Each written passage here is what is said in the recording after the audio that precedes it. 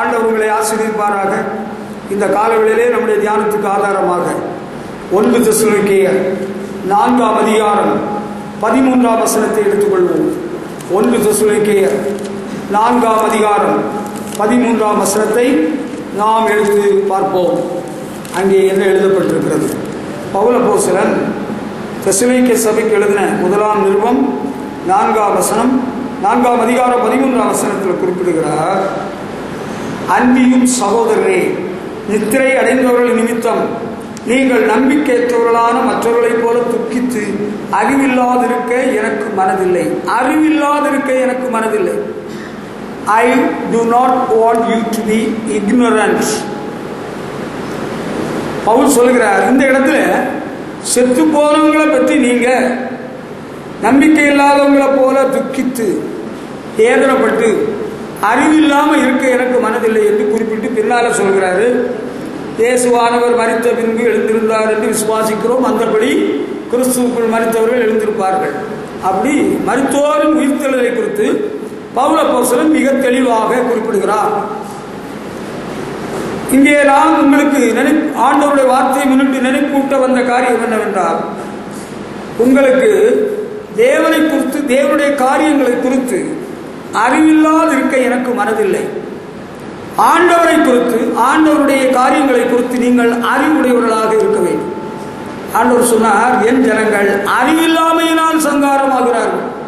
நம்ம ஆண்டவர் யார், எப்படிப்பட்டவர், அந்த அறிவு நமக்கு வேண்டும். அந்த காலத்தில் பவுல் நாட்களில் தெசலோனிக்கே சபையில் இருந்தவங்க யாராச்சும் செத்து போனால் ரொம்ப துக்கப்பட்டிருக்கிறாங்க, ரொம்ப வேதனைப்பட்டிருக்கிறாங்க. இதோட உலகம் அழிஞ்சது, நம்ம வாழ்க்கையை முடிஞ்சதுன்னு ரொம்ப நொந்திருக்கிறாங்க.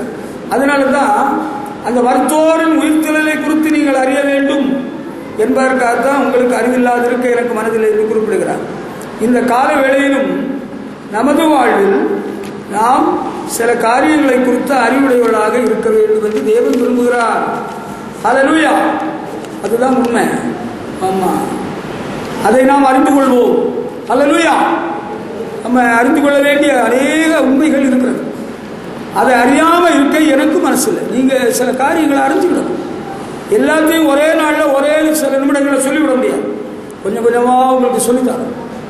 இங்கே பவுல் செத்து போனவங்களை குறித்து, மற்றவர்கள் துக்கப்பட்டிருக்கிறதை குறித்து நீங்கள் இப்படி இருக்க வேண்டாம், மருத்துவரின் உயிர்த்தெழுதல் இருக்கிறது. ஆண்டவர் இயேசு மரித்து அடக்கம் பண்ணப்பட்டு உயிர்த்தெழுந்தார். அந்தபடியே கிறிஸ்துவுக்குள் மரித்தவர்கள் உயிரோடு எழுந்திருப்பார்கள். அப்படி ஒரு நாள் இருக்கிறது என்று குறிப்பிடுகிறார். அப்படி ஒரு காரியத்தை புத்தம் புதுசாக தெசலோனிக்கே சபை மக்களுக்கு எடுத்துரைக்கிறார். நம்ம வாழ்க்கையில் சில காரியங்களை நம்ம அறிஞ்சிருக்கணும். நிறைய விஷயங்கள் அறிய வேண்டியது. சில சின்ன பிள்ளைகளுக்கு அவங்களுக்கு வயசுக்கு மிஞ்சின காரியங்களை அறியணும்னு அவசரப்படுறாங்க. மிஞ்சின காரியங்கள் உங்கள் வயசுக்கு தேவையானதை நீங்கள் அறிஞ்சா போகும். அதுக்கு முன்னால் ஒன்று கெட்டு போகல, ஒன்று பிந்தி போக, ரொம்ப அவசரப்படக்கூடாது. இப்பொழுது ஆவிக்குரியவர்களாகிய நாம், ஜீவனோட தேவனை பின்பற்றி வருகிறதான நாம் அநேக காரியங்களை குறித்து அறிவுடையவர்களாக இருக்கும். 100ஆம் சங்கீதம் 3ஆம் வசனத்தில் சங்கீதக்காரன் சொல்கிறார், கர்த்தரே தேவன், நாம் அல்ல, அவரே நம்மை உண்டாக்கினார். No that the Lord he is God. கர்த்தரே தேவன். முந்தின காலத்தில், ஆண்டவர் அறியாத காலத்தில் கல்லையும் மண்ணையும் தெய்வம் என்று நாம வணங்கணும். அந்த விளக்கை கொளுத்தி அல்லது சூடம் கொளுத்தி சாமியேன்னு கூப்பிட்டோம். அது அறிவில்லாத காலம். இப்போ ஆண்டவர் அறிந்த காலத்தில் யார் தேவன்? கர்த்தர் தான் தேவன். ஆண்டவர் தான் நம்மை சிருஷ்டித்தவர். நாம் அவருடைய மேய்ச்சல் நாடுகள் என்கிற ஒரு அறிவு நமக்கு வந்திருக்கு. அந்த அறிவினால தான் நம்ம அவரை ஆராதிக்க கூடுகிறோம், அவரை ஆராதிக்கிறோம். கர்த்தர் தான் தேவன், ஜீவனுள்ள தேவன், அவரை தான் ஆராதிக்கணும். மனுஷனால் உண்டு பண்ணப்பட்ட உருவத்தையாயிலும் சொர்வத்தையாயிலும் நம்ம வணங்க வேண்டியதில்லை என்கிற சத்தியத்தை நாம் அறிந்திருக்கிறோம். ஹல்லேலூயா. அதன் அடிப்படையில் தான் நாம் ஜீவனுள்ள தேவனை ஆராதித்து கொண்டு வருகிறோம். கர்த்தருக்கு மகிமை. ஹல்லேலூயா. ஜீவனுள்ள தேவன் தான் வானபூமி படைத்தவர். அவரை தான் நம்ம தொழுது கொள்ள வேண்டும். அர்ச்சிஸ்டர்களை அல்ல, மத கர்த்தாக்களை அல்ல, அவதாரங்களை அல்ல. ஜீவனுள்ள தேவன் தான் சிருஷ்டிகர்த்தர். அவர் தான் நம்முடைய தேவன். அவரை தான் நம்ம தொழுது கொள்ள வேண்டும். அப்படி நமக்கு ஒரு அறிவு கிடைத்திருக்கிறது. சில வேளைகளில் இந்த அறிவு இருந்தாலும் சில குழப்பம் வந்துருக்கு. நம்ம குடும்பத்தில் உள்ளவங்க வேறு சாமியை கூப்பிடுற வேளையில் அல்லனா வேறு ஒரு சந்தர்ப்ப நேரத்தில் நம்ம அவங்கள கூட சேர்ந்து கையை தூக்கிடக்கூடாது. நமக்கு நல்ல அறிவு இருக்கணும், தெளிவு இருக்கணும். கர்த்தர் தான் தேவன், அவரைத்தான் கை தூக்கி கும்பிடுவேன், வணங்குவேன், ஆராதிப்பேன், போற்றுவேன், பணிந்து கொள்வேன். மாதாவை கையெழுத்து கும்பிடலாமா? மாதாவை கையெழுத்து கும்பிடலான்னு பைபிளில் இருக்கா? இல்லையே. அப்படி பைபிளில் ஒரு இடத்துல இல்லையே. அப்போ மாதா உங்களுக்கு வேண்டாமா? மாதா இப்போ எனக்கு தேவையில்லை. மாதா எனக்கு தேவை ஆண்டவர் இயேசுதான். இயேசுதான் ரட்சகர், இயேசுதான் ஆண்டவர். ஹல்லேலூயா. மாதா இயேசு கிறிஸ்துவை இந்த உலகத்துக்கு கொடுக்கும்படி ஆண்டவரால் தெரிந்து கொள்ளப்பட்ட ஒரு பாத்திரம், பரிசுத்தமான அம்மா. அது உண்மை, அதில் எந்த சந்தேகமும் இல்லை. அதை நம்ம மறுப்பு தெரிவிக்கலாம், ஆட்சேபம் தெரிவிக்கலாம். ஆனால் நமக்கு இப்போ யார் தேவை? நம்ம யாரை ஆராதிக்கணும்னா ஆண்டவரை தான் தொழுது கொள்ள வேண்டும். சிருஷ்டியை தொழுது கொள்ளக்கூடாது. ஆண்டவரால் படைத்த மனுஷனை கடவுளை நினைக்கக்கூடாது. ஆண்டவரால் படைக்கப்பட்ட பொருட்களை, சூரிய சந்திர நட்சத்திரங்கள் எல்லாம் ஆண்டவரால் படைக்கப்பட்டது. அதையெல்லாம் நம்ம தெய்வம் வணங்கக்கூடாது. ஆண்டவர் யார்? வானம் பூமி படைத்தவர், ஜீவன் உள்ளவர், சகலத்தையும் ஆளுகை செய்கிறவர். அவர் தான் தேவன். அவரை தான் நம்ம தொழுது கொள்ளணும். இதில் எந்த மாற்றமும் யாருக்கும் எந்த நாளில் வந்துடக்கூடாது. ஹல்லேலூயா. ஆமாம், அதில் மாற்றம் வந்துட்டு தொலைஞ்சுக்கிட்டோம், வீணாக போயிடும், நஷ்டப்படுவோம். நம்ம சாத்தான் வீணடிச்சு விடுவான். அது மட்டும் இல்லை, அப்போஸ்தலனாகிய யோவான் தன்னுடைய சுவிசேஷத்தில் எழுதுகிற வேளையில் குறிப்பிடுகிறாரு. யோவான் சுவிசேஷம் 17ஆம் அதிகாரம் 3ஆம் வசனத்தில், ஒன்றான மெய்தேவனாகி உம்மையும் நீர் அனுப்பினவராய் இயேசு கிறிஸ்துவையும் அறிவதே நித்திய ஜீவன். இயேசு கிறிஸ்துவை அறிவதுதான் நித்திய ஜீவன். அந்த சாமி உங்களுக்கு தெரியுமா?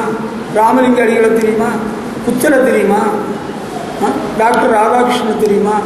டாக்டர் அம்பேத்கரை தெரியுமா? அவங்களெல்லாம் அறிவது நித்திய ஜீவன் கிடையாது. மகாத்மா காந்தி இந்தியாவின் தேசப்பிதா, அது நம்ம ஒத்துக்கிட்டோம். புத்தர் என்பவர் ஒரு ராஜ குடும்பத்தில் பிறந்தவர். அவர் புத்த மதத்தை தோற்றுவித்தவர். முகமது நபியை உங்களுக்கு தெரியுமா? முகமது நபியை நான் பார்த்ததில்லை, அவரை பற்றி கொஞ்சம் கேள்விப்பட்டிருக்கிறேன். அவர் மக்காவிலிருந்து மெதீனாவுக்கு ஓடி போயிட்டார் இருந்த பிறகுன்னு சொல்லியிருக்கிறாங்க. அதெல்லாம் நடந்த விஷயங்கள் தான், பொய் இல்லை. அதை குறித்த விமர்சனம் நமக்கு இப்போ தேவையில்லை. அவங்கள பற்றி இப்போ நம்ம அறிஞ்சுக்கிடணும்னு அவசியம் இல்லை. ஒன்றான மெய்தேவனை நம்ம அறிந்துவிடணும்.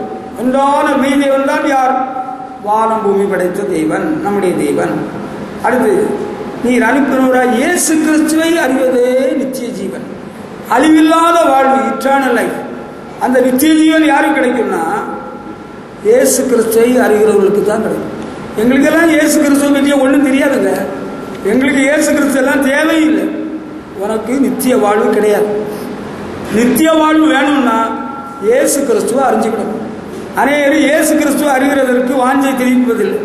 அவங்களுக்கு கதை சொன்னால் ரொம்ப சந்தோஷம். ஊர் கதை, உலக கதை, அவரை பற்றி இவரை பற்றி, கம்பராமாயணம், மகாபாரதம், குந்தி, கண்ணன், துரியோதனன், அவங்கள பற்றியெல்லாம் நல்லா தெரியுது. அவங்களெல்லாம் தெரிஞ்சு ஒன்றும் ஆக போகிறதில்ல, வேஸ்ட். அவ்வளோதான். இயேசு கிறிஸ்து அறிவது தான் நமக்கு அழிவில்லாத வாழ்வை கொடுக்கும். இயேசு கிறிஸ்து ஒருவரால் தான் நமக்கு நித்திய ஜீவன் கிடைக்கும். நித்திய ஜீவன்னா முதலாவது என்ன? அழிவில்லாத வாழ்வு, என்றென்றும் வாழும் பாக்கியம். எங்கே வாழலாம்? இந்த பூமியிலையா? இல்லை, ஆண்டவரோடு அவருடைய ராஜ்யத்தில் பரலோகத்தில் வாழும் பாக்கியம். நித்திய ஜீவனை அளிப்பேன் என்று ஆண்டவர் தான் வாக்கு பண்ணியிருக்கிறார்.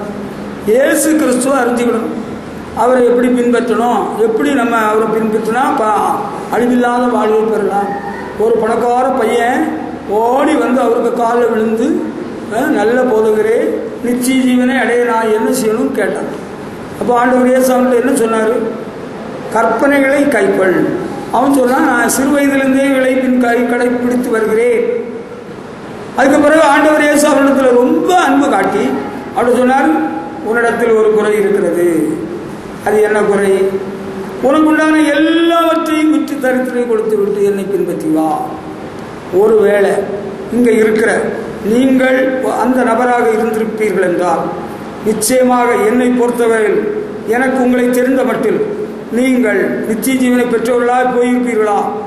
அப்படி நான் உண்மையிலேயே நித்திய ஜீவனை பெற்றவனாக போயிருப்பேன்னு உள்ள நம்பிக்கை, உறுதி, அந்த ஸ்டாண்டர்ட், அந்த தரம் உள்ளவங்க இருந்தீங்கன்னா நீங்கள் ஒரு அல்லேலியா சொல்லலாம். யார் அல்லேலியா சொல்கிறார்? ஐ நோ தேர் இஸ் நான் ஹியர். அன்பானவர்களே, அவனை குறித்து நம்ம குறையாகத்தான் சொல்கிறோம். அவன் அந்த ஒரு காரியத்தையும் அவன் செய்யாமல் விட்டுட்டான். பார்த்தீங்களா? It was a very great thing for him to leave all his property. அவனுடைய சொத்தையெல்லாம் விட்டுட்டு ஆண்டவரை பின்பற்றுறதுக்கு அவனுக்கு பெரிய சாதாரண காரியம் இல்லை. சொத்தையெல்லாம் விற்று தரித்திரத்தை கொடுத்துட்டு இயேசுவை பின்பற்றணும்னு சொல்கிறார். அது சாமானியமான காரியம் இல்லை. உங்கள்கிட்ட சொத்தையெல்லாம் விற்று இயேசுநாதருக்கு கொண்டு வாருங்கன்னா கூட நீங்கள் ஒரு வேளை கொண்டு வந்துடலாம். அது வேற, ஆண்டவர்கிட்ட வச்சிருக்கிற அன்பினார் அப்படி நீங்கள் ஒரு வேளை செய்யலாம். இல்லை என்று நான் மறுப்பு தெரிவிக்கவில்லை. உங்கள்கிட்ட இருக்கிற சொத்தையெல்லாம் விற்று ஏழையில கொடுத்துட்டு நீங்கள் வாங்க, அப்போ உங்களுக்கு நித்திய ஜீவன் கிடைக்கும்னு சொன்னால், I know you are not prepared to do that. நீங்கள் அதை செய்ய தயாராக இல்லைன்னு எனக்கு தெரியும். அவனும் துக்கத்தோடே போய்விட்டான். ஆண்டவர் இயேசுவை பின்பற்றுவதற்கு நம்ம என்ன செய்யணும்? ஆண்டவர் சொன்னார், ஒருவன் என்னை பின்பற்றி வர விரும்பினால் தன்னை தான் வெறுத்து தன் சிலுவை எடுத்துக்கொண்டு என்னை பின்பற்ற கடவுள்னு சொன்னார். இயேசு கிறிஸ்து அவர் தூக்கின சிலுவை நம்மளால தூக்க முடியாது. நமக்குன்னு ஒரு சிலுவை இருக்கும். அந்த சிலுவையை சுமந்து நமக்குன்னு ஒரு பாரம், ஒரு கஷ்டம், ஒரு நெருக்கம், ஒரு வித்தியாசமான சூழ்நிலை இருக்கும். அதுதான் நமக்குள்ள சிலுவை. அதை சுமந்து அவரை பின்பற்றணும்னு சொல்வேன். அது இல்லைன்னா நம்ம அவரை பின்பற்ற முடியாது. உலக சிநேகம், உலக ஆடம்பரம், சிற்றும்பெல்லாம் வச்சுக்கிட்டு இயேசுநாதரை பின்பற்ற முடியாதுன்னு ரொம்ப தெளிவுபட சொல்லியிருக்கிறார். நித்திய ஜீவனை அடைய இயேசு கிறிஸ்துவை நம்ம இன்னும் கொஞ்சம் அறிஞ்சுக்கணும். This is eternal life, that they may know you, the only true God and Jesus Christ whom you have sent. உண்மையான ஒரே தேவன், only true God, உண்மையான ஒரே தெய்வம் இயேசு அறிஞ்சாதான் நம்ம நித்திய ஜீவனை பெற முடியும். எனக்கெல்லாம் இயேசுநாதரை பற்றி அவரும் ஒரு கடவுளும் தெரியும். He is the only true God. அவர் ஒருவர் தான் உண்மையான தெய்வம். அதை தெரிஞ்சுக்கிட்டா நமக்கு அழிவில்லாத வாழ்வில் பங்கு கிடைக்கும். இயேசு கிறிஸ்துவை பற்றி நான் கொஞ்சம் அறிஞ்சிருக்கிறேன். ஆனால் அழிவில்லாத வாழ்வு கிடைக்கிறதுக்கு என்ன செய்யணும்னு இன்னும் கொஞ்சம் தெரிய வேண்டியிருக்கு. அது கொஞ்சம் டைம் ஆகும். அந்த அளவுக்கு நீங்கள் இன்னும் வந்து சேரலை. இன்னும் கொஞ்சம் டைம் ஆகும். பார்ப்போம். இன்னும் கொஞ்சம் டைம் ஆகும். நீங்கள் வந்துடலாம். You can get on. கொஞ்சம் டைம் ஆகும். அதுதான், வேற ஒன்றும் இல்லை. ஆண்டவர் இயேசுவை பற்றி நம்ம இன்னும் தெரிஞ்சுக்கிட வேண்டிய ரொம்ப இருக்குது பாருங்கள். எல்லாம் தெரிஞ்சுக்கணும். இயேசு கிறிஸ்துவை பற்றி எங்களுக்கு எல்லாம் தெரியும். அப்படியா? உங்களுக்கு என்னெல்லாம் தெரியும்? உங்களுக்கு இயேசு பிறந்தது, வளர்ந்தது, வாழ்ந்தது, அற்புத அதிசயம் செய்தது, குஷ்டரோகியை குணமாக்குறது, குருடனை கண்ணை திறந்தது, சப்பானியை நடக்கப்பட்டது, குஷ்டரோகியை குணமாக்குறது எல்லாம் தெரியல. லாசருவை சொத்து அடக்கம் பண்ணி 4 நாள் உயிரோடு இருக்கிறது எல்லாம் தெரியும். வேற சில விஷயம் தெரிய வேண்டியது இருக்குது. ஆண்டவர் இயேசுவின் போதனையில் அது இருக்கிறது. அதையெல்லாம் கொஞ்சம் தெரிஞ்சுக்கிட்டாதான் நம்ம அழிவில்லாத வாழ்வுக்கு ரெடியாக முடியும். அவர் நெருக்கப்பட்டும் ஒடுக்கப்பட்டும் இருந்தார், தம்முடைய வாயை திறக்கவில்லை. இயேசு கிறிஸ்துவின் பாடுகளை குறித்து நீங்கள் கொஞ்சம் அதிகம் அறிஞ்சுக்கிட்டீங்கன்னா தான் உங்களை பொறுத்தவரையில் அந்த நித்திய ஜீவனை பெற முடியும். இயேசுவின் வாழ்க்கை சரித்திரம் எல்லாம் தெரியும். ஆமாம், அது தெரிஞ்சிருந்தாலும் இயேசு அடைந்த பாடுகள், துன்பங்களை கொஞ்சம் அதிகம் தெரிய வேண்டியிருக்கு. அப்போ தான் நம்ம அவரை போல மாற முடியும், அவருடைய ராஜ்யத்தில் பங்கேற்க முடியும். இன்னொரு கருத்து இருக்குது. எல்லார்களும் ஒரே சமுத்திரத்தில் தான் போய் சங்கமாகிறது போல எல்லா மதமும் ஒன்றில் தான் போய் சேரும் கடைசி காலத்தில். அப்படி யாராவது சொன்னால் அது பெரிய தவறான உபதேசம். அது பொய் உபதேசம், துருபதேசம். அதுக்கு நம்ம இடமே கொடுக்கக்கூடாது. இயேசு கிறிஸ்துவாலே அன்றி வேறு ஒருவராலும் ரட்சிப்பு இல்லை. அந்தோனியாரை பிடிச்சுக்கிட்டா அவரு ஹெல்ப் பண்ண மாட்டாரா? அந்தோனியார் ஹெல்ப் பண்ணுறேன்னு சொல்லியிருக்கிறாரா? இயேசு கிறிஸ்து தான் உதவி செய்ய வல்லவராக இருக்கிறார். அவர்தாமே சோதிக்கப்பட்டு பாடுபட்டபடியினால் பாடுபடுகிற நமக்கு உதவி செய்ய வல்லவராக இருக்கிறார். ஹல்லேலூயா. அப்போஸ்தலர் நடபடிகளில் எழுதப்பட்டிருக்கு இல்லையா? அப்போஸ்தலர் 4:12 there is no other name under heaven given among men by which we must be saved. நம்ம ரட்சிக்கப்படுவதற்கு இயேசு கிறிஸ்து நாமம் அல்லாமல் வேறொரு நாமம் கட்டளையிடப்படவில்லை. உங்கள் வாழ்க்கையில் பாவத்திலிருந்து விடுதலை பெறவோ, பேய் பிசாசின் பிடியிலிருந்து விடுதலை பெறவோ, நோய் பிடிகளிலிருந்து விடுதலை பெறவோ இயேசு கிறிஸ்துவின் நாமம் நமக்கு கட்டி இருக்கிறது. ஆண்டவர் இயேசுவின் உதவி இல்லாமல், ஒத்தாசை இல்லாமல் விடுதலை பெறுவது முடியாது. இயேசு கிறிஸ்து சொன்னார், குமாரன் உங்களை விடுதலையாக்கினால் மெய்யாகவே விடுதலையாவீர்கள். தேவகுமாரன் இயேசு தான் விடுதலையாக்குறது. நாங்களும் வேளாங்கண்ணிக்கு வேண்டிக்கிட்டோம். வைத்தீஸ்வரன் கோயிலுக்கு இன்னைக்கு போகிறாங்களா? பல கோடி பல லட்சம் மக்கள் போகிறாங்களா? வைத்தீஸ்வரனை வேண்டி வந்து ஒரு பிரயோஜனம் இல்லைன்னு எனக்கே தெரியும். நான் நிறைய பேர்கிட்ட பேட்டி கண்டிருக்கிறேன். ஒரு உற்சாகத்தில் போகிறாங்க. பாவமாக இருக்குது அவங்கள பார்த்தா. சாலை ஓரங்களிலே மோர், தண்ணி, பார்சல், தயிர் சாதம் எல்லாம் வச்சுருக்குறாங்க அவங்கள அன்பாக உபசரிக்கிறது. ஆனால் ஒரு விஷயம் நாம் அறிய வேண்டும். இயேசு கிறிஸ்துவின் நாமம் மேலான நாமம், வல்லமையுள்ள நாமம், ரட்சிக்கிற நாமம். பாவங்கள், சாபங்கள், ரோகங்கள் எல்லாம் நீக்க வல்லமையுள்ளவர் இயேசு கிறிஸ்து தான். வேற எந்த சாமிகிட்டையும் நீங்கள் இங்கே போய் பிரயோஜனம் இல்லை. வேளாங்கண்ணியில் மாதா என்ன செய்கிறாங்க? அவங்க நமக்கு ஏதாவது செய்வாங்களா? நாங்களும் உங்களை போல தாங்க சார். எங்களுக்கு கடவுளை ரொம்ப பிடிக்கும். நாங்களும் வருஷத்துக்கு ஒருக்கா மாதாட்ட நாங்கள் போயிட்டு வருவோம். குடும்பமாக போயிட்டு வருவோம். அங்கே மொட்டையெல்லாம் போட்டுட்டு வருவோம். இயேசு கிறிஸ்துவின் நாமம்தான் மேலான நாமம். இயேசு கிறிஸ்து தான் ரட்சகர். இயேசுதான் மனுஷனுடைய பாவத்துக்காக ரத்தம் சிந்தி சிலுவையில் உயிரை கொடுத்தார். வேற எந்த ரூட்டுக்கும் போயிடாதுங்க. வேற யாருக்கு பேரை சொன்னாலும் கேட்காதுங்க. உங்களை ஏமாத்திடுவாங்க, வஞ்சித்து விடுவாங்க. இயேசு கிறிஸ்துவின் நாமம் மேலான நாமம், ரட்சிக்க வல்லமையுள்ள நாமம். அதை அறிஞ்சுக்கிடுங்க. இது தெளிவாக இருக்கணும், மறந்துடவே கூடாது. வேற யாராவது ஏதாவது கதை சொன்னாங்கன்னா குழம்பிடக்கூடாது. யெகோவா சாட்சி வருவான். யெகோவா என்னும் நாமம் உள்ள தேவன் எங்களுக்கு தெரியும். யெகோவா என்னும் நாமம் உள்ள தேவன் மாம்சமாகி இயேசு என்னும் நாமத்திலே நமக்குள்ளே வாசம் பண்ணினார். ஹல்லேலூயா. இயேசு கிறிஸ்துவின் நாமம்தான் நாம் ரட்சிக்கப்பட கட்டளையிடப்பட்டிருக்கிறது. ஹல்லேலூயா. இதை அறிஞ்சுக்கணும். நமக்கு சமய சந்தர்ப்பம் போல் ப்ரோக்ராம் மாற்றக்கூடாது. அது ஒன்றும் இல்லை. இந்த நேரத்தில் ஒரு நெருக்கடிக்கு நம்ம கடைசியில் ஒருவேளை செத்து போயிடுவோமோன்னு ஒரு பயத்தில் மாதாவையும் ஒன்று கூப்பிட்டு விடுவோமே. மாதாவையும் கூப்பிட்டுணும். சவேரியார் ஹெல்ப் பண்ணுவாரா? சவேரியார் எங்கே இருக்கிறாரு? அவர் இந்த பக்கத்தில் குடியிருக்கிறாரா? இல்லையே. யார் இருக்கிறாங்களா? முடியப்பர் இருக்கிறாரா? முடியப்பர் அவர் இருப்பார். முடியப்பர் எங்கே இருக்கிறாருன்னா பரலோகத்தில் இளைப்பாரி கொண்டிருக்கிறார். இயேசு கிறிஸ்து தான் நமக்காக பிதாவிடத்தில் பரிந்து பேசி கொண்டிருக்கிறார். ஹல்லேலூயா. இதை மறந்துடக்கூடாது. பரிசுத்தவான்கள், அர்ச்சிஸ்டர்கள், பக்த சிரோமணிகள் எல்லாம் ஆண்டவருக்காக வாழ்ந்து அவங்க பரலோகத்துக்கு போயிட்டாங்க. ஆண்டவர் இயேசு கிறிஸ்து தான் இன்று உயிரோடு இருக்கிறார். நமக்கு நன்மை செய்ய வல்லமை உள்ளவராக இருக்கிறார். நமக்கு ரட்சிப்பை அருளுகிறவர் இயேசு கிறிஸ்து தான். நோய்மணியானாலும் சரி, பேய்மணியானாலும் சரி, எந்த பாதிப்பானாலும் சரி, இயேசு கிறிஸ்து தான். புண்ணியத்தலத்துக்கு போய் ஒரு பிரயோஜனம் இல்லை, வேஸ்ட். ஆண்டவரே சொல்லியிருக்கிறார், தீர்க்கதரிசி சொல்லியிருக்க, பெத்தேலுக்கு போகாத, கில்காலுக்கு போகாத, அங்கெல்லாம் போகாத, கர்த்தரை தேடுங்கள், அப்படி பிழைப்பீர்கள். ஹல்லேலூயா. இதில் எந்த மாற்றமும் என்றைக்குமே வரக்கூடாது. சாகு வர இந்த அறிவு நமக்கு இருந்துகிட்டே இருக்கணும். நம்ம பிள்ளைகளுக்கும் சொல்லிக் கொடுக்கணும். என் ஃப்ரெண்டு போகிறான் வேளாங்கண்ணிக்கு, நாளைக்கு போகிறான், நானும் போகிறேன். அங்கே நமக்கு வேலை கிடையாது. வேளாங்கண்ணியில் போய் நமக்கு அங்கே ஒன்றும் இல்லை, எடுக்கிறதுக்கு ஒன்றும் இல்லை. நாங்கள் ஞானசனனை வாங்கிட்டோம் அங்கே. ஆனால் மாதாவையும் ஒருக்கா பார்த்துட்டு வருவோம் தான்.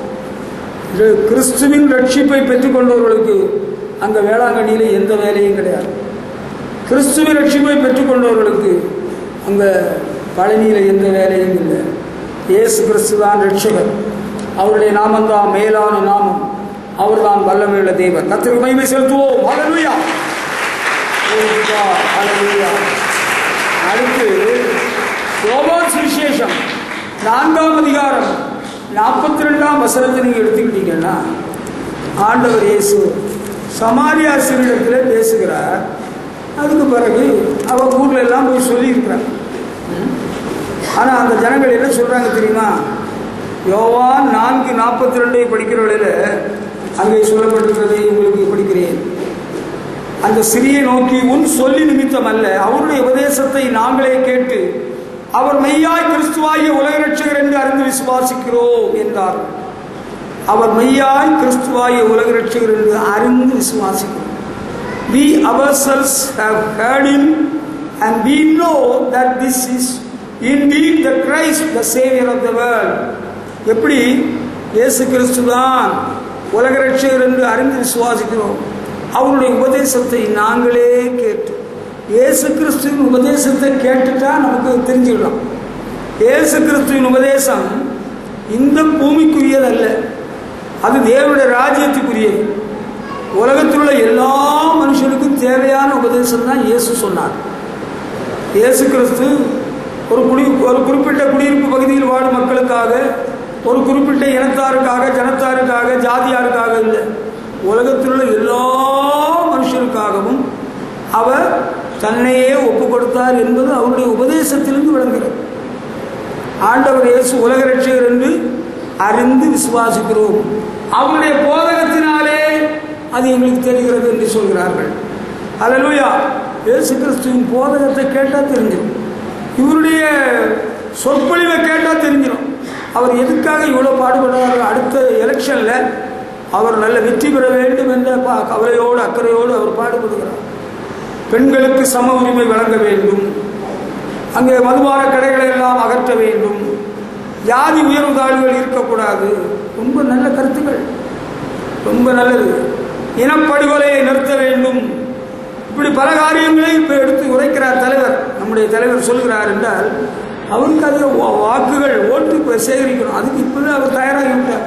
இயேசு கிறிஸ்து இந்த உலகத்தில் ஒரு ராஜ்யத்தை ஸ்தாபிக்கிறதுக்காக, கட்சி பிரச்சாரத்துக்காக அவர் வரல. ஆண்டவர் இயேசுவின் உபதேசத்தை கேட்டாலே தெரிஞ்சிடும் இவர் தான் உலக ரட்சகர். அல்லேலூயா. இயேசு கிறிஸ்துவின் போதனையை கேட்டிருக்கிறீங்களா? இயேசு கிறிஸ்து இந்த உலகத்துக்குரிய காரியத்தை பற்றி பேசல. ஆவியில் எளிமை உள்ளவர்கள் பாக்கியவான்கள், பரலோக ராஜ்யம் அவர்களுடையது. நீதி நிமித்தம் துன்பப்படுகிறவர்கள் பாக்கியவான்கள், பரலோக ராஜ்யம் அவர்களுடையது. ஆண்டவர் இயேசுவின் போதனையிலே தெரியல, அதை அறிஞ்சுதான் அவங்க சொல்றாங்க அவர் உலக ரட்சகர் என்று நாங்கள் அறிந்திருக்கிறோம். அல்லேலூயா. இயேசு கிறிஸ்துவின் போதனை என்னன்னு தெரிஞ்சுக்கணும். மற்றவங்களுக்கு போதனை என்னன்னு உங்களுக்கு தெரியாது. நான் அநேக பெரிய பண்டிதர்கள், உலக தலைவர்கள், தத்துவ ஞானிகளுடைய போதனை எல்லாம் படிச்சுட்டு தான் இங்கே வந்திருக்கேன். அவங்க போதனைகள் எல்லாம் படித்தா எல்லாம் இந்த உலகத்துக்குரியதுதான், தத்துவமாக சொல்கிறார்கள். பிலாசபி. ஆண்டவர் இயேசுவின் போதனை இந்த உலகத்துக்குரியது அல்ல, அது நித்திய ராஜ்யத்துக்குரியது. அது உலக மக்கள், உலகத்தில் வாழும் எல்லா மக்களுக்குரியது. நம்ம கும்பகோணம், தஞ்சாவூர், கடலூர், விழுப்புரம், சீர்காழி, சிதம்பரத்துக்கு மட்டுமில்லை, உலகம் முழுவதிலும் உள்ள மருமக்களுக்காகத்தான் இயேசு தன்னையே ஒப்புக் கொடுத்தார். உலக ரட்சகர் என்று அவருடைய போதனையினாலே அறிந்திருக்கிறோம் என்று சொல்கிறார்கள். அல்லேலூயா. இயேசு கிறிஸ்துவின் போதனை என்ன என்பதை நாம் முதலாவது அறியணும். மற்றவங்களுக்கு போதனையெல்லாம் நீங்கள் இப்போ அறியறதுக்கு அவசியம் இல்லை, அதெல்லாம் உங்களுக்கு வேண்டாம், தேவையில்லை. அதுக்காக நேரத்தை காலத்தை செலவு பண்ணாதுங்க. இயேசு கிறிஸ்துவின் போதனை என்ன? நான் சாந்தமும் மனத்தாழ்மையுமாக இருக்கிறேன், என்னிடத்தில் கற்றுக்கொள்ளுங்கள். பிலாத்து விசாரிக்கிறவர்கள சொல்றாரு, ஆண்டவரே சொல்கிறாரு, என்னுடைய ராஜ்யம் இந்த உலகத்துக்குரியது அல்ல என்று சொல்கிறார். பிலாத்து சொல்றாரு இல்லையா? இயேசு கிறிஸ்துவின் சொற்பொழிவு அல்லாவிட்டால் போதனையை கேட்டாலே எல்லாருக்குமே தெரியுது அவர் இந்த உலகத்துக்குரிய காரியத்தை பற்றி பேசல, இனிவரும் உலகத்தை குறித்து பேசியிருக்கிறார். தேவனுடைய ராஜ்யத்தை குறித்து தான் பேசியிருக்கிறார். அவர் போதனையில முதலாவது என்ன சொன்னார்? மனம் திரும்புங்கள், பரலோக ராஜ்யம் சமீபமாக இருக்கிறது. நிக்கோதேமிடத்தில் என்ன சொன்னாரு? நிக்கோதேமிடத்தில் என்ன சொன்னாரு? வயசான காலத்தில் உங்க அம்மா அப்பாவை நல்லா கவனிச்சுக்க, உங்களுக்கு நல்ல சாப்பாடெல்லாம் கொடுத்து பார்த்துக்கன்னு சொன்னாரு. ஒருவர் மறுபடியும் பிறவாவிட்டால் தேவனுடைய ராஜ்யத்தில் பிரவேசிக்க மாட்டான். ஒருவர் ஜலத்தினால் ஆவியினாலும் பிறவாவிட்டால் தேவனுடைய ராஜ்யத்தை காண மாட்டான். அப்படியெல்லாம் தேவனுடைய ராஜ்யத்துக்கு அடுத்த காரியத்தை தான் ஆண்டவர் இயேசுவின் போதனையில் தெரிகிறது. ஆண்டவர் இயேசுவின் போதனையை தெரிஞ்சவன் அவன் உலகத்துக்கு மேலே போக மாட்டான், இயேசுவை தான் பின்பற்றுவான். ஆண்டவருடைய ராஜ்யத்தை குறித்து அறிவுள்ளவனாக மாறிவிடுவான். ஆண்டவர் இயேசுவே பின்பற்றணும், அவர் வழியிலே நடக்கணும்ன்ற எண்ணம் அவனுக்கு வந்துடும். ஹல்லேலூயா. அப்படி உங்களுக்கு ஒரு எண்ணம் வந்திருக்கா? ஆண்டவர் இயேசுவின் போதனை நீங்கள் கேட்டிருக்கிறீங்களா? நாங்கள் எல்லாம் இயேசு கிறிஸ்து வாழ்ந்த நாட்கள்லேயே வாழ்ந்துட்டு இருக்கிறோம். இயேசு கிறிஸ்துவின் போதனையை அவருடைய ஊழியக்காரராகிய நாங்கள் உங்களுக்கு போதிக்கிறோம், உங்களுக்கு சொல்லித்தர்றோம். இதை நீங்கள் புரிஞ்சுக்கிட்டா போச்சு, உங்களை யாரும் அசைக்க முடியாது. இந்த உலகத்தின் கொள்கைகள், காரியங்கள் நம்ம மாற்றவே முடியாது. உலக மக்களை போல நம்ம இழுக்கப்பட முடியாது. கள்ள தீர்க்கதரிசிகள், கள்ள போதனுடைய போதனைகளுக்கு நம்ம செவி கொடுக்க வேண்டியது வராது. நமக்கு நல்ல தெளிவு இருக்கும். ஹல்லேலூயா. இனி வரும் நாட்கள் கொடிய நாட்கள், வஞ்சிக்கிற ஆவிகள் கிரியை செய்கிற நாட்களில் வந்திருக்கும். இயேசுவின் போதனையை கொஞ்சம் சரியாக புரிஞ்சுவிடுங்க. இயேசுவின் போதனையை சரியாக புரியாதவங்க தான் ரொம்ப உலகத்தையே அனுபவிச்சிடணும்னு நிற்கிறாங்க. உலகத்தை ஒரேடியாக அனுபவித்து எங்கே போகலாம்? பிறகு இயேசு கிறிஸ்து சொல்லியிருக்கிறாரு, ஐஸ்வர்யவான் ஒருவன் இருந்தால், லாசர் ஒருவன் இருந்தால். ஐஸ்வர்யவான் மரித்த பொழுது அவன் பாதாளத்தில் கிடக்கிறான் இல்லையா? ஆபிரகாம் அவனுக்கு என்ன பதில் கொடுத்தார்? நீ உலகத்தை அனுபவித்தாய். You enjoy the world. நீ உலகத்தை அனுபவிச்ச. நீ கள்ளு குடிச்ச, நீ சாராயம் குடிச்ச, சினிமா பார்த்த நான் சொல்றாரு இல்லை. உலகத்தை அனுபவித்த. இவன் துன்பம் அனுபவித்தான், நீ இன்பம் அனுபவித்தார். ஆண்டவர் இயேசுவே சொல்லியிருக்கிறார். ஓமை இல்லை, அது ஒரு உண்மை சம்பவம். ஆண்டவர் அப்படி தானே சொல்லியிருக்கிறாரு. உலகத்தை அனுபவிக்கணும்னு ஆசைப்பட்டா அனுபவிச்சுடுங்க. கமான், நீ enjoy the world. Go head, போயிட்டே இருங்க. போய் சேர இடத்துல போய் சேர்ந்துக்கிடுங்க. I cannot come and help you. நான் வந்து உங்களுக்கு உதவி செய்ய முடியாது, அது நடக்காத காரியம். இயேசு கிறிஸ்துவின் போதையே உங்களுக்கு சொல்லித்தரோம். அதை நீங்கள் புரிஞ்சுக்கிட்டு அதன்படி ஆண்டவர் இயேசு உலக ரட்சகர், அவரை பின்பற்றுவோம்னு சொன்னால் பின்பற்றுங்க. ரொம்ப நல்லது, ஆசீர்வாதம். அவருடைய ராஜ்யத்தின் பங்கை அடையலாம். இதுதான் சொல்லப்படுகிறது. அடுத்து 1 தெசலோனிக்கேயர் 4ஆம் அதிகாரம் 3ஆம் வசனத்தில் அங்கே ஒரு சத்தியம் வெளிப்படுகிறது. அது என்ன அறிஞ்சிக்கிடணும்?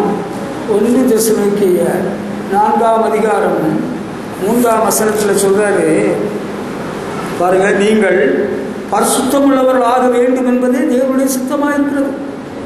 அந்தபடி நீங்கள் வேசி மார்க்கத்துக்கு விலகியிருந்து தேவனை அறியாத அஞ்ஞானிகளைப் போல மோக இச்சைக்குட்படாமல் உங்களில் அவனவன் தன் சரீர பாண்டத்தை பரிசுத்தமாயும் கனமாயும் ஆண்டு கொள்ளும்படி அறிந்து கொள்ளுங்கள். தேவனமே அசுத்தத்திற்கல்ல பரிசுத்தத்துக்கே அழைத்திருக்கிறார். நீங்கள் பரிசுத்தமுள்ளவர்களாக வேண்டும் என்பதே தேவனுடைய சித்தமாக இருக்கிறது. This is the will of God, your sanctification, that you should abstain from sexual immorality. தேவனுடைய சித்தத்தை அறிந்து கொள்ளுங்கள். தேவனுடைய சித்தத்தை நீங்கள் அறிந்து கொள்கிறீர்களா? இயேசுவை அறிஞ்சுக்கிட்டீங்களா? இயேசுன்னு போதனை அறிஞ்சுக்கிட்டீங்களா? உங்களுக்கு தெரியுமா? கொஞ்சம் எத்தனை வருஷம் நாங்கள் எல்லாம் சபைக்கு வர்றோம், உங்களுக்கு தெரியுமா? ஆண்டவருடைய சித்தம் உங்கள் வாழ்க்கையில் என்னன்னு தெரியுமா? நாங்கள் ஆத்மா வாழ்கிறது போல எல்லாவற்றிலும் வாழ்ந்து சுகமாக இருக்கணும். கரெக்ட். யோவான் அப்போஸ்தலன் எழுதுகிறார், நிருபத்தில் ஒத்துக்கொள்கிறேன். அப்போஸ்தலனாகிய பவுல் ரோம சபைக்கு எழுதும்போது சொல்கிறார், சரீரங்களை பரிசுத்தமும் தேவனுக்கு பிரியமான ஜீவபலியாக ஒப்புக் கொடுக்கணும் அப்படி சொல்கிறாரு ரோமர் 12. தேவனுடைய சித்தம் இன்னதென்று பகுத்தறியத்தக்கதாக உங்கள் மனம் புதிதாகிறதுனாலே மர்வமாகுங்கள் என்று அதே அதிகாரத்தில் குறிப்பிடுகிறார். தேவனுடைய சித்தம் என்னன்னு பவுல் தெசலோனிக்கே சபையில் என்ன குறிப்பிடுகிறார்? தேவனுடைய சித்தம் என்னதென்று நீங்கள் அறிஞ்சுக்கணும். நாங்கள் எல்லா பாவமும் செய்வோம், நாங்கள் இயேசுவை தெய்வமாகவும் ஆராதிப்போம். இதுக்கு பேர் தான் டபுள் ஆக்ட். இதுதான் நம்ம ஏமாத்துற ஒரு விஷயம். நம்மை வஞ்சிக்கிறோம். நம்மை வஞ்சிக்கிற ஒரு இடம் இதுதான். எப்படி? தேவன் நாம் பரிசுத்தமாக வேண்டும் என்று விரும்புகிறார். தேவனுடைய சித்தம் என்னன்னு தெரியுதா? தேவனுடைய சித்தம் என்ன? பழைய பாவ வாழ்க்கை இல்லை, நீங்கள் பரிசுத்தமாக எல்லாரும் ஆக வேண்டும் என்பதே தேவனுடைய சித்தம். நான் பாவம் செய்வேன், உனக்கு என்ன? பாஸ்டர், நான் பாவத்தை செய்வேன், வெள்ளம் குடிப்போம், உனக்கு என்ன? தம்பி, எனக்கு ஒன்றும் இல்லைப்பா. பரிசுத்தம் உள்ளவன் இன்னும் பரிசுத்தமாகட்டும்.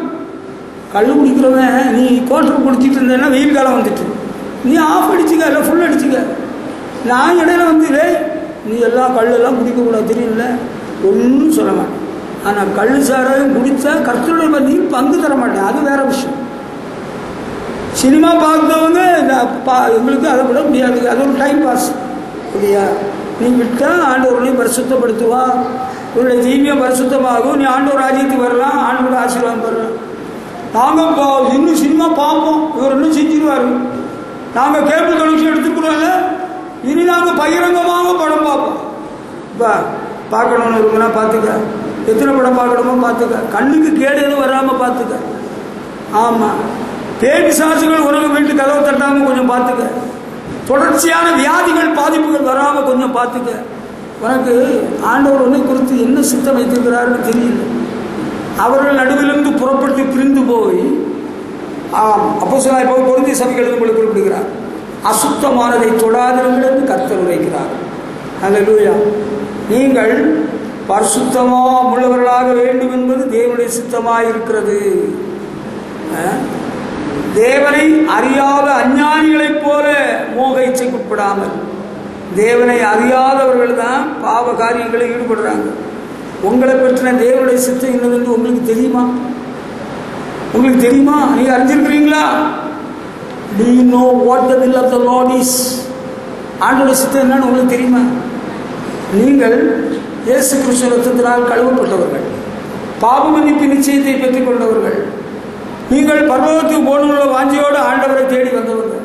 இப்போ உங்களுக்கு என்ன எண்ணம் வந்திருக்கு? கேபிள் கனெக்ஷன் எடுத்தது பாவம்னு நான் யாரையும் சொல்லலை. அநேக பரிசுத்தவான்கள் டிவியையே கலத்தி பெட்டியில் வெட்டி வச்சுருக்கிறாங்க. அவங்க லேப்டாப்பில் போட்டு வச்சுருக்கிறாங்க. டிவியே பார்க்கக்கூடாதுன்னு நிற்கிறாங்க. அப்படியும் சிலர் இருக்கிறாங்க. டிவி வச்சுருக்கிறது தப்புன்னு நான் சொல்லலை, நியூஸ் பார்க்குற தப்புன்னு சொல்லலை, கிறிஸ்தவ நிகழ்ச்சிகளை பார்க்குற தப்புன்னு சொல்லலை. அதோடு சேர்த்து கொஞ்சம் சாக்கடையில் காலம் விடுறது தான் தப்பு. இப்போ உங்களுக்கு லைசன்ஸ் கிடைச்சிருக்கு இல்லையா, வச்சுக்கிடுங்க. ஆனால் உங்களை கொடுத்த தேவனுடைய சித்தம் என்னன்னு தெரியுமாப்பா? அது தெரியுமா? நீங்கள் வீராப்பு பேசுகிறத கொஞ்சம் நிறுத்திட்டு நீங்கள் சத்தியத்தை கொஞ்சம் அறிஞ்சு விடுங்க. ஆண்டவர் இயேசு உங்களை பரிசுத்தமாக்க வேண்டும் என்று சித்தம் கொண்டிருக்கிறார். நீங்கள் பரிசுத்தமாக்கப்பட வேண்டும் என்று ஆண்டவர் சித்தம் கொண்டிருக்கிறார். அல்லேலூயா. அது உங்களுக்கு தெரியல, தெரியாதா? நம்ம எல்லாம் எல்லா பாவமும் செய்வோம். சாவுக்கு முன்னால் கடைசியில் இயேசுநாதர்கிட்ட மன்னிப்பு கேட்டு நம்ம பரலோகத்துக்கு அந்த சிலுவையின் கல்லனை போல போயிடுவோம். அது நடக்காத விஷயம், அது முடியாது. தேவன் நம்மை அசுத்தத்திற்கல்ல, 7வது வசனம், பரிசுத்தத்துக்கே அழைத்திருக்கிறார். For God did not call us to uncleanness but in holiness. இதில் தான் பெரிய பிரச்சனையே சபைகளில் உருவாகிறது. வர வர பாவமும் அசுத்தமும் ஃபேஷனும் வேஷமும் கூடிகிட்டே போகுது. எங்கே போய் முடிய போகுதோ நமக்கு தெரியும்.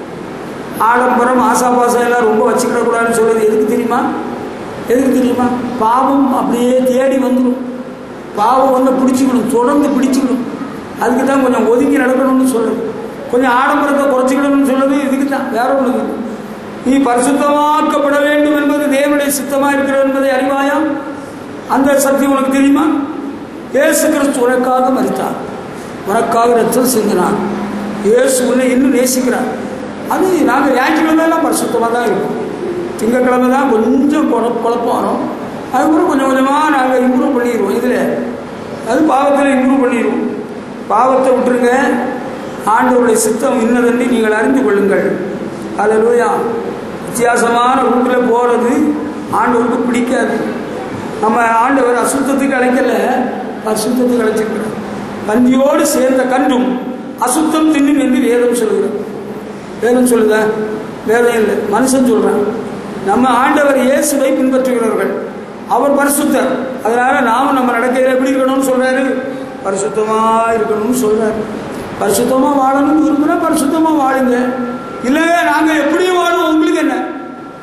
நான் என்கிட்ட ஆண்டவர் கணக்கு கேட்க மாட்டார். ஆண்டவர் உன்கிட்ட கேட்பாரா கேட்க மாட்டாரான்னு நான் பிறகு உனக்கு சொல்லித்தரேன்.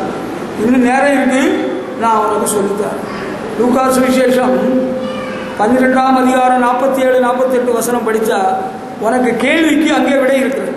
லூக்கா 12ஆம் அதிகாரம் 47, 48 வசனம் அங்கே ரொம்ப தெளிவாக சுவிசேஷத்தில் எழுதப்பட்டிருக்கிறதை உங்களுக்கு படித்து காண்பிக்கிறேன். லூக்கா 12, 47, 48. தன் எஜமானுடைய சித்தத்தை அறிந்தும் ஆயத்தமாக இராமலும் அவருடைய சித்தத்தின்படி செய்யாமலும் இருந்த ஊழியக்காரன் அநேக அடிகள் அடிக்கப்படுவான். எஜமானுடைய சித்தத்தை அறிந்தும், you know what the will of the Lord is.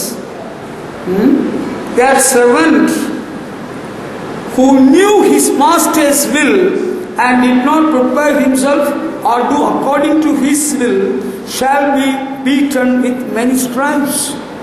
எஜமானுடைய சித்தத்தை அறிந்தும், உனக்கு தெரியும் நம்ம ஆண்டவர் எப்படி நம்ம வாழணும்னு விரும்புகிறாருன்னு உனக்கு தெரியும். அறிந்தும் ஆயத்தமாக இராமலும் அவருடைய சித்தத்தின்படி செய்யாமலும் இருந்த ஊழியக்காரன் அநேக அடிகள் அடிக்கப்படுவான். ஐயோ எங்களுக்கு மட்டும் இது இவ்வளோ பெரிய தண்டனையா, இவ்வளோ வேதனையா, இவ்வளோ பாதிப்பா, இவ்வளோ அடியா, யார் போட்ட சாபம்? ஐயோ யாரும் போட்ட சாபம் இல்லை. நீ எஜமான், உனக்கு எஜமான் யார்? Who is your boss? Let me know that. உனக்கு எஜமான் யார்?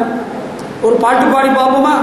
எஜமானனே என் இயேசு ராஜனே எண்ணமெல்லாம் ஏக்கமெல்லாம் உம் சித்தம் செய்வதாலே. அன்பானவர்களே, we did not die for you. உங்களுக்காக நான் சாகல. You must know the truth that Jesus died for you. இந்த சத்தியத்தை நீ அறிஞ்சுக்கணும். இயேசு உனக்காக சிலுவையில் இரத்தம் சிந்தி மரித்தார். அவர் தான் உனக்கு எஜமான்.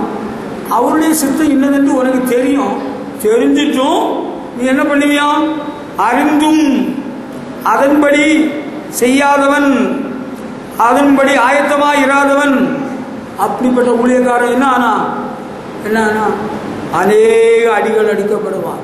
அவனுக்கு அடி கிடைக்குமா? நிறைய அடி கொடுப்பாங்களாம். எஜமானுடைய சித்தம் அறிந்திருக்கிறியல்ல, உனக்கு தெரியல. எஜமான பற்றி தெரியல, எப்படிப்பட்ட ஆளுன்னு தெரியல. தெரிஞ்சிட்டும் நீ ஆயத்தமா இல்லையா, உனக்கு அடிதான் கிடைக்கும்னு இங்க ஆண்டவரே சொல்லியிருக்கிறாரு. நான் சொல்லல, எனக்கு கவி பாடுக்கு நான் இங்க வரல, உன்னை திருத்துறதுக்காக நான் இங்க வரல, ஆண்டவருடைய வார்த்தையை சொல்ல வந்திருக்கிறேன். ஹல்லேலூயா. சத்தியத்தை அறிந்து கொள், சத்தியம் உன்னை விடுதலையாகும். ஆண்டோட சித்தம் உன்னுடைய வாழ்வில் என்னன்னு கேட்டிருக்கிறியா? ஆண்டோட கேளு முதல்ல. அதுக்கு பிறகு வாழ்வை கர்த்தருக்கு ஒப்புக்கொடு. அவர் உன்னை ஆசீர்வதிப்பார், கரம் பிடித்து நடத்துவார். இல்லைன்னா உனக்கு தான் அடிபடும். உனக்கு அடிபடுறதுல உனக்கு தான் வலிக்கும், எனக்கு வலிக்காது. நான் இடையில வந்து ஐயோ ஆண்டவரை அடிக்காதுங்க அப்படியெல்லாம் யாருக்கும் கொடுக்க வர மாட்டேன். அடிப்பட்டா பட்ட இடத்துல உனக்கு வலிக்கும், நீ வலியை தாங்கிக்க. ஐயோ எனக்கு வலிக்குவேன்னு சொன்னா நான் மன உருக்கத்தின்படி உனக்காக ஜோம் பண்ணுவேன். அதை நான் செய்வேன். நான் ஆண்டவரை அடிக்காதையோன்னு நான் தடுக்க நான் யாரு? நீ அடிக்க தகுதி உடையவன், அடி வாங்க தகுதி உடையவனாக இருக்கிற. ஒருவன் தோட்டத்தில் போய் திருடிட்டு வந்தான், போலீஸ் பிடிச்சிட்டு கையமையமா பிடிச்சாச்சு, அடின்னு அடிக்கிறாங்க. சார் அடிக்காங்க சார், நீ அடி வாங்க போறியா? நான் இந்த வேலையில் இடையில வரமாட்டேன். போலீஸ் பிடிச்சி அடித்தாலும் நான் இடையில வரமாட்டேன். போலீஸ் என்ன அடிச்சு போடும். ஆண்டவரை அடி கொடுக்குறவங்கள அவரவர் வாங்கிட வேண்டியது. என்ன ஆண்டவரை இப்படி எல்லாம் என்ன போட்டு அடிக்கிறீங்க, நான் என்னதான் பாவம் செய்தேன்? நீ பாவம் செய்தேன்னு நான் சொன்னேன்னா? எஜமானுடைய சித்தம் என்னதென்று நீ அறிந்தும் நீ ஆயத்தப்படவில்லை. நீ உனக்கு புஷ்டம் போல போன அடி. உனக்கு நான் யாரையும் அடிக்க மாட்டேன். நான் அடிக்கிறாள் நீ நினைச்சிட்டு இருக்காரு. I am not going to beat any fellow. எனக்கு அது வேலை இல்லை. நான் யாரையும் அடிக்கிறதுக்காக இங்கே வரல. ஆண்டவருடைய நல்ல செய்தி உனக்கு சொல்லிக் கொண்டிருக்கிறேன். ஹல்லேலூயா. எஜமான் உனக்கு யார்? உனக்கு எஜமா யார்? ஆண்டவர் தானா? அப்படிதானா? ரைட். அவருடைய சித்தம் என்னன்னு உனக்கு முதல்ல தெரியுமா? அவருடைய சித்தம் என்னன்னு முதல்ல கேட்டு கேட்டுக்க. ஆண்டவருடைய கேட்டுக்க. என்கிட்ட நீ கேட்க வந்தா எனக்கு தெரியாது. உனக்கு ஒன்றை பற்றின ஆண்டவருக்கு சித்தம், ஒன்றை பற்றின ஆண்டவருக்கு சித்தம் என்கிட்ட கேட்டறியணும்னா நீ குறைந்தபட்சம் 3 நாட்கள் உபவாசம் பண்ணிட்டு வரணும்.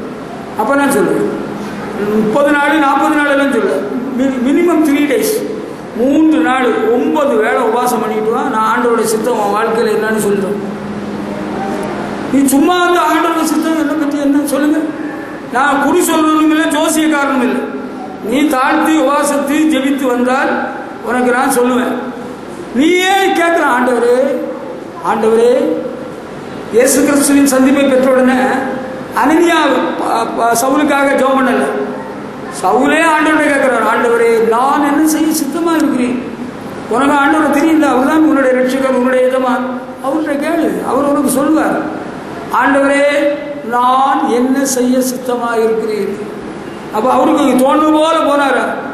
நீ அங்க தமஸ்கு அங்க நேர் திரும்ப போ, நீ செய்ய வேண்டியது உனக்கு சொல்லப்படும். சகோதரனாகிய சவுலை நீ பார்வையிடுவதற்கும் பரிசுத்த ஆவியினாலே நிரப்பப்படுவதற்கும் தேவன் என்னை அனுப்பினார் என்று அனனியா சொல்கிறார். ஹல்லேலூயா. கர்த்தருடைய ஊழியக்காரன் சொல்வார், உனக்கு நீ கேட்கிற ஆண்டவரே நான் என்ன செய்ய சித்தமாக இருக்கிறேன். ஆண்டவரே நான் நினைக்கிறதெல்லாம் எனக்கு நிறைவேற்றும். அப்படியெல்லாம் பைபிளில் இல்லை. நம்ம ஆண்டவர் சொல்றத செய்வோம். ஆண்டவர் நினைக்கிறது நம்ம வாழ்க்கையில் நடக்கட்டும். அவங்க தேசாத்திற்கதரிசி கொண்டு கர்த்தர் சொல்கிறார், என் வழிகள் உன் வழிகள் அல்ல, என் நினைவுகள் உன் நினைவுகள் அல்ல என்று கர்த்தர் சொல்கிறார். நான் நினைக்கிறது போல எல்லாம் நடக்கும். நீ நினைக்கிறது நடக்கும். நினைப்பதற்கு வேண்டிக்கொள்ளுக்கு அதிகமாக கிரியை செய்கிற வல்லமையின்படியே எல்லாம் நடக்கும்னு சொல்றாங்க. எல்லாம் நடக்கும். ஆனால் ஒரு விஷயம், ஆசீர்வாதத்தோட வேதனை கூட்ட மாட்டாரு. அப்படி ஒரு சக்தி இருக்குல்ல. எனக்கு தாண்டி எல்லாம் நடந்துட்டு தொட்டதெல்லாம் பொண்ணாச்சு தான். அட பைத்தியகாரா மைதாசுக்கு தொட்டதெல்லாம் பொண்ணாகணும்னு கடவுள்கிட்ட வேண்டுதல் செய்தானா. அவனுக்கு ஒரே ஒரு தங்கச்சியா, அந்த தங்கச்சியும் தொட்டானா. வேற என்னாச்சுன்னா பள்ளிக்கூடத்தில் சார் படிச்சு கொடுத்தாரு புத்தகத்தில். அவன் தங்கச்சியும் ஆசையாக தொட்டான், அவனும் பொண்ணாகிட்டான். இனி இப்போ தங்கச்சி இல்லை. இனி அழுது உருண்டு புரண்டாலும் தங்கச்சி வர மாட்டான். அவனுக்கு ஆசை எல்லாம் தொட்டதெல்லாம் பொண்ணாகணுமா. அப்படி ஆகும். பர்வத்துக்கு வாரத்துக்கு வழி உண்டாலும் பாருங்க. இப்போ காலம் பொடியது. நம்ம எல்லாம் ராஜாக்களும் நாங்களே, ஆசாரியர்களும் நீங்களே. ராஜாக்கள் நாங்கள், ஆசாரியர்கள் நீங்களா? பாட்டெல்லாம் நல்லா தான் இருக்குது. ஆனால் ஒவ்வொன்றும் அர்த்தம் புரிந்து தெளிவாக இது எனக்கு பொருந்துவா என்று புரிந்து பாடுவோம். அதுதான் பிரயோஜனம். எஜமானுடைய சித்தத்தை அறிந்து கொள்வோம். எனக்கு தோணுதெல்லாம் நான் செய்வேன், அதுதான் எஜமானுடைய சித்தம். இல்லை இல்லை, ஆண்டோடைய சித்தத்தை அறிந்து கொள்வோம். நமக்கு எஜமான் யார்? அவருக்கு சித்தத்தை அறிந்து கொள்வோம். ஹல்லேலூயா, அதுதான் முக்கியம். அதுக்கு பிறகு சொல்றாரு லூக்கா சுவிசேஷத்தில், பரிசுத்தாவியானவர் சொன்னதெல்லாம் நான் குறிப்பை மட்டும் இடத்தை எழுதிட்டு வந்திருக்கிறேன். லூக்கா 19ஆம் அதிகாரம் 42ஆம் வசனம் படிச்சீங்கன்னா, நகரத்தை பார்த்து இயேசு கண்ணீர் விட்டு அழுது, உனக்கு கிடைத்த இந்த நாளில் ஆகியும் சமாதானத்துக்கு ஏற்றவர்களை நீ அறிந்திருந்தாயானால் நலமாயிருக்கும். லூக்கா 19:42 சொல்கிறார், if you had known, even you, especially in this your day, the things that make for your peace, but now they are hidden from your eyes. If you had known, even you, especially in this your day, the things that makes for you. இந்த நாளிலாகிலும் உன்னுடைய சமாதானத்துக்கு ஏற்றவர்களை நீ அறிந்திருந்தாயானால், நம்முடைய எதிர்கால வாழ்வில் சமாதானத்துக்கு ஏற்றவர்களை அறிந்து கொள்ளணும். எதிர்கால வாழ்க்கையில் என்னென்ன பாதிப்புகள் காத்திருக்கிறது, சாபங்கள், ரோகங்கள், கேடுகள், தீரா வியாதிகள், மன உளைச்சல்கள், மன துக்கங்கள் என்னெல்லாம் இருக்குன்னு யாருக்குமே தெரியாது. இன்று போல் நாளையும், நாளை போல் மறுநாள் இல்லை. எல்லாரும் ஓசனா பாடி சந்தோஷப்பட்டவர்கள் தான் ஆண்டவர் இயேசு நகரத்தை பார்த்து கண்ணீர் விட்டு அழுதார். எருசலேம் பட்டணத்துக்கு வரப்போகின்ற நியாய தீர்ப்பை குறித்து அவர்களுக்கு தெரியல. நம்ம கூடுவோம், பாடுவோம், பாடுவோம், ஒன்றாய் மகிழ் கொண்டாடுவோம். பாடலெல்லாம் ரொம்ப சந்தோஷத்தை கொடுக்கிறதாக இருக்கிறது, பரவசமாகிறது. ஆனால் இனிவரும் காலம் எப்படி இருக்கும் என்று நமக்கு தெரியாது. இப்போ பாலர் பள்ளிக்கூடம் திறக்கும் காலம், பாலர் பையை தூக்கும் காலம், மணியின் ஓசை கேட்கும் காலம், சின்ன பிள்ளை பருவம். இப்போ எல்லாம் இதுபோல எல்லா காலம் இருக்கும்னு நம்ம நினைக்க முடியாது. நம்ம நாள் போக போக தான் தெரியுது. உடல் நிலைமை பாதிக்கப்படுகிறது, மனநிலைமை பாதிக்கப்படுகிறது. நம்முடைய வாழ்க்கையிலே எதிர்பாராத இவ்வளோ நஷ்டங்கள், இழப்புகள், வேதனைகள், ஏமாற்றங்கள் நமக்கு என்ன காத்திருக்குன்னு உனக்கு தெரியுமா? உன்னோட பிந்திர கால வாழ்வு எப்படி முடியும், உன் குடும்பம் எப்படி இருக்கணும்? Do you know the things which are going to happen in the future in your family, in your personal life? இப்போ நம்ம இந்த வாலிப வயசில் என்னை விட்டால் யாருன்னு நம்ம குதிக்கிற பருவம் தான். இல்லைன்னு நான் சொல்லலை, உங்களை குற்றப்படுத்த வரல. இந்த வாலிபம், இளவயதும் வாலிபமும் மாயையே. புரிஞ்சுக்கோ, ஒரு கற்பனையின் கடைத்தொகையை கேட்போம். கர்த்தருக்கு பயந்து அவர் கற்பனையை கைப்பொள். Fear the Lord and keep the commandments. ஆண்டவர் பயந்து வாழும். இந்த யூத ஜனங்களுக்கு பற்றி அங்கே பண்டிகை, சந்தோஷம். இயேசு ராஜா பவனி செல்கிறார், ஓசன்னா, கர்த்தருடைய நாமத்தினாலே வருகிற ராஜா சோதரிக்கப்பட்டவர். பின்னாலே எருசலேம் பட்டணத்துக்கு என்ன காத்திருந்து அவருக்கு தெரியும், ஒருத்தருக்கும் தெரியாது. அன்று இயேசுவின் சிஷ்யர்களுக்கு ஒன்றுமே தெரியாது. அந்த பிரதான ஆசாரியும் வேதபாரகம் பரிசையும் அவங்களுக்கு ஒன்றும் தெரியாது. ஒருத்தருக்கு ஒன்றும் தெரியாது. இயேசு கிறிஸ்து ஒருத்தருக்கு தான் தெரியும். அவர் அதை சொல்கிற வேளையில் எத்தனை பேர் புரிஞ்சுதோ அது புரிஞ்சிருக்கு வாய்ப்பில்லை. சந்தோஷத்தில் இப்படி சொன்னால் யாருக்கு புரியும் இந்த விஷயம்? ஆண்டவர் நேரடியாக சொன்னார், கொஞ்சம் சொன்னார், இல்லைன்னு சொல்லலை. ஒரு கல்லின் மேல் ஒரு கல் இராதபடிக்கு இடித்து போடப்படும் நாட்கள் வரும்னு சொன்னார். நீயே உன்னுடைய வாழ்க்கையை நினச்சிப்பார். சின்ன பிள்ளை பருவத்தில் நீ எப்படி இருந்த, இப்போ வர வர சந்தோஷம் கூடுதா குறையுதா, மன உளைச்சல் கூடுதா குறையுதா, வாழ்க்கையில் எதிர்பார்த்த காரியம் நடக்குதா, எதிர்பாராத காரியம் நடக்குதா, நஷ்டங்கள் கூடுதா, கஷ்டங்கள் கூடுதா, இல்லை சந்தோஷம் பொங்கி வழியுதா? நோ. நிறைய பாதிப்புகள், இழப்புகள், கஷ்டங்கள், நஷ்டங்கள், வேதனை, வருத்தம் கூடுது. என்ன நடக்க போகுதோ இந்த வருஷம் கடைசி உள்ளது யாருக்கு தெரியும்? பூமி அதிர்ச்சி வரப்போகுதா, கொள்ளை நோய் பரவ போகுதா, பயங்கரமான அழிவு வரப்போகுது, யாருக்கு தெரியும்? யார் உனக்கு தெரியுமா? உனக்கு எல்லாம் தெரியுமா? அடுத்து என்ன நடக்க போகணும் உனக்கு எல்லாம் தெரியுமா? இல்லை சோசியக்காரன் வெள்ளக்காரன் ஆட்சியில் மார்த்தாண்டத்தில் சிங்களேயர் மிஷனரியாக இருக்கிறவங்கள ஒருத்தர் சொல்லிட்டு இருந்திருக்கிறான், நாளைக்கு நடக்கிறது எல்லாம் நான் இன்னைக்கு சொல்லிடுவோம் பார்த்துக்க. அப்படி சொல்லியே ஆட்களை ஏமாற்றிட்டு இருந்தான். மிஷனரி சிங்களேயர் இது அறிந்து அவனை வர சொல்லியிருக்கிறான். அவனுக்கு ரொம்ப சந்தோஷம். அவன் காலையில் குளிச்சு மொழிவி நல்லா க்ளீனாக ஷேவ் பண்ணி மீசை வச்சுட்டு அவர்கிட்ட போனான். அவர் கேட்டார், உனக்கு நாளைக்கு நடக்க போகிறதெல்லாம் தெரியும்னு சொல்றியாமே, உண்மைதானே? ஆமாங்க உண்மைதான். இவன் என்ன நினைச்சானோ அவர் பெரிய வெகுமதி கொடுக்க போறாருன்னு அவன் நினைச்சான். அவர் கொடுத்தாரு வெகுமதி, பீரோ திறந்தாரு, பரம்பா எடுத்தாரு, கொடுத்தாரு அடி. உனக்கு தெரியல நாளை நடக்க போறது. தம்பி உனக்கு தெரியாது நாளை நடப்பதை நீ அறியா, உனக்கு தெரியாது, பாவம் உனக்கு தெரியல, உனக்கு என்ன நடக்க போன்னு தெரியாது. எப்பொழுதும் பயந்திருக்கிறவன் பாக்கியவான், எப்பொழுதும் பயந்திருக்கிறவன் பாக்கியவான். இருதயத்தை கடினப்படுத்துகிறவன் தீங்கில் விழுவான். அப்போஸ்தலனாகிய பேதுரு தன்னுடைய நிருபத்தில் குறிப்பிடுகிறார், நீதிமானே ரட்சிக்கப்படுவது அரிதானால் பக்தி இல்லாதவன் பாவி எங்கே நிற்பான். நீ நினைக்கிற எல்லாம் அப்படித்தான் இருக்கும், இன்னைக்கு போல நான் அவனை போல எனக்கு என்ன போல அவனுக்கும், நீ நினைக்கிறது போல இல்லை. வாழ்க்கையில் பரிசுத்தவான்கள் அநேகருடைய வாழ்க்கையில் எவ்விதமான பாடுகளை உபத்திரவங்கள் எல்லாம் தாண்டி வந்திருக்கிறார்கள் என்பதை நாங்கள் சற்று அறிவோம். எவ்வளவு சொகுசா செல்லமா செல்வாக்கா வாழ்ந்தவர்கள், எத்தனை பேருக்கு என்னென்ன பாதிப்புகள் ஏற்பட்டது என்று அறிவோம். ஆண்டவருக்காக பெரிய சாதனைகள் புரிந்தவர்களுக்கு கூட எவ்வளவு இழப்புகள் கஷ்டங்கள் வந்திருக்கிறது. அவங்க எல்லாம் எப்படி தாங்கிக்கிட்டாங்கன்னு அவங்கள்ட்ட தான் கேட்கணும். ஆண்டவருடைய கிருபை.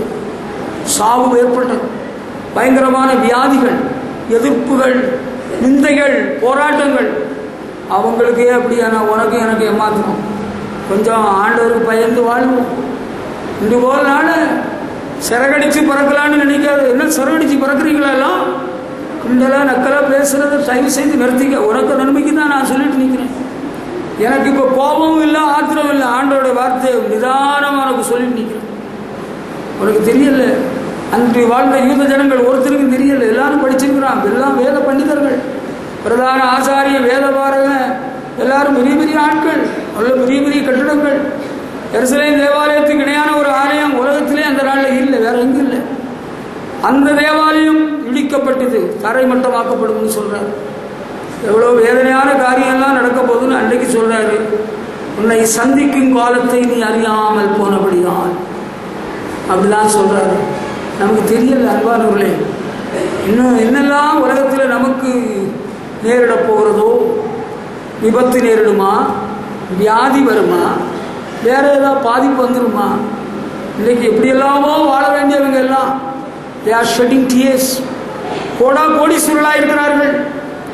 ஆண்டவருக்காக பல லட்சம் கொடுத்தவர்கள், ஆண்டவருக்காக உழைத்தவர்கள், உபவாசித்தவர்கள், விழித்திருந்து ஜெபித்தவர்கள், தங்களை ஒடுக்கிறவர்கள் அழுதுட்டு இருக்கிறாங்க. நீதிமானே ரட்சிக்கப்படுவது அரிதானால் பக்தி இல்லாதவனும் பாவி எங்கே இருப்பான்? உன்னை சந்திக்கும் காலத்தை நீ அறியவில்லை. ஆண்டவர் உன்னை சந்திக்கும் காலம் என்பது ரொம்ப கஷ்டம். நமக்கு ஒரு கஷ்டகாலம் வரப்போகுதுன்னு ஆண்டவர் சொல்றாரா? ஆண்டவரே என்னை காப்பாற்றும், என்னை காப்பாற்றும். இந்த பாத்திரம் என்னை விட்டு நீங்க கூடுமானால் நீங்கும்படி செய்யும். ஆயினும் என் சித்தத்தின்படி அல்ல உங்களுடைய சித்தத்தின்படி ஆக கடவுள் என்று இயேசு கிறிஸ்து ஜெபித்தார். ஆண்டவரே எனக்கு எதிர்கால நாட்கள் அமைதியாய், சமாதானமாய், ஆறுதலாய், இளைப்பாறுதலாய் இருக்கணும்ப்பா. நான் எப்படி வாழணுமோ வாழ்றேன், என்ன செய்யணுமோ செய்கிறேன். எனக்கு விருப்பம் போல நான் வாழணும்னு நினைக்கவே இல்லை. அதுதான் உனக்கு சொல்லுகிற தேவ ஆலோசனை. நான் இன்று போல நாளைக்கு, நாளைக்கு போல நாளைக்கு எப்படியும் வாழ்வேன்னு நம்ம தப்பாக நினச்சிக்கிடவே கூடாது. நம்ம தப்பாக நினச்சோன்னா நம்ம கணக்கு போட்டது தப்பாக போச்சு. அதில் தான் பெரிய ஏமாற்றம் வரும். அந்த ஏமாற்றத்தில் பிறகு நாளைக்கு எல்லாரும் சேர்ந்து நம்ம குறை சொல்லலாம். ஆமாம், இவங்க போன போக்கு எப்படி எங்களுக்கு தெரியல. இந்த பாரு, மார்ஷல் நேசமணி திருவாங்கூரில் இருந்து மகாராஜாக்கள் ஆட்சி செய்த காலம் கேரளாவில் இருந்து கன்னியாகுமரி மாவட்டத்தை தனியாக பிரித்து வாங்கின ஒரு பெரிய தளபதி மார்ஷல் நேசமணி. மார்ஷல் நேசமணியுடைய மகளுடைய பிரசவ நேரத்தில் காப்பாற்றுறதுக்கு எந்த டாக்டராலும் முடியல. மார்ஷல் நேசமணியுடைய மகள் பிரசவத்தில் செத்து போயிட்டான். நான் அவனை பூச்சாண்டி வேலை காட்டி பயங்காட்ட வரல.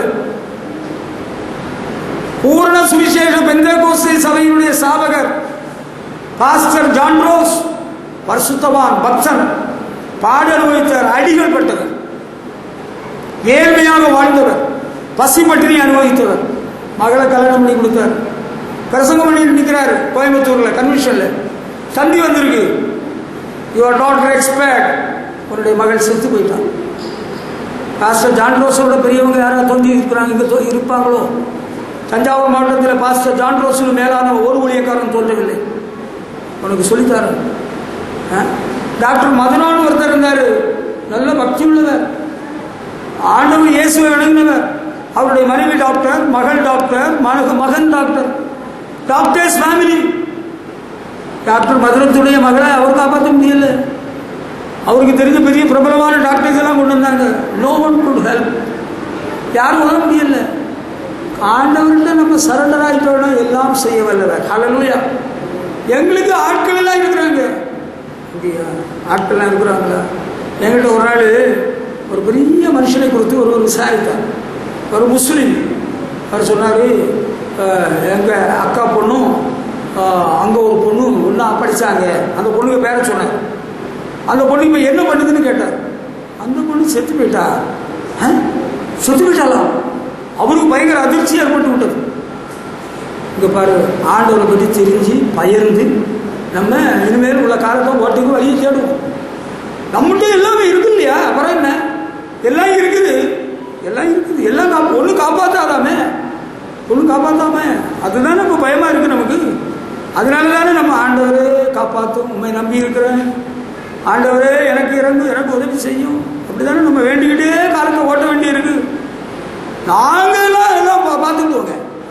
எங்களுக்கு அங்கே அவர் சாமியார் இருக்கிறாரு, மாதா இருக்கிறாங்க, ராயப்பர் இருக்கிறாரு, அந்தோனியார் இருக்கிறாரு. எவ்வளோ அங்கே ஜெப கோபுரம் இங்கே இருந்து இப்போ கனடாவில் போயிருக்கு.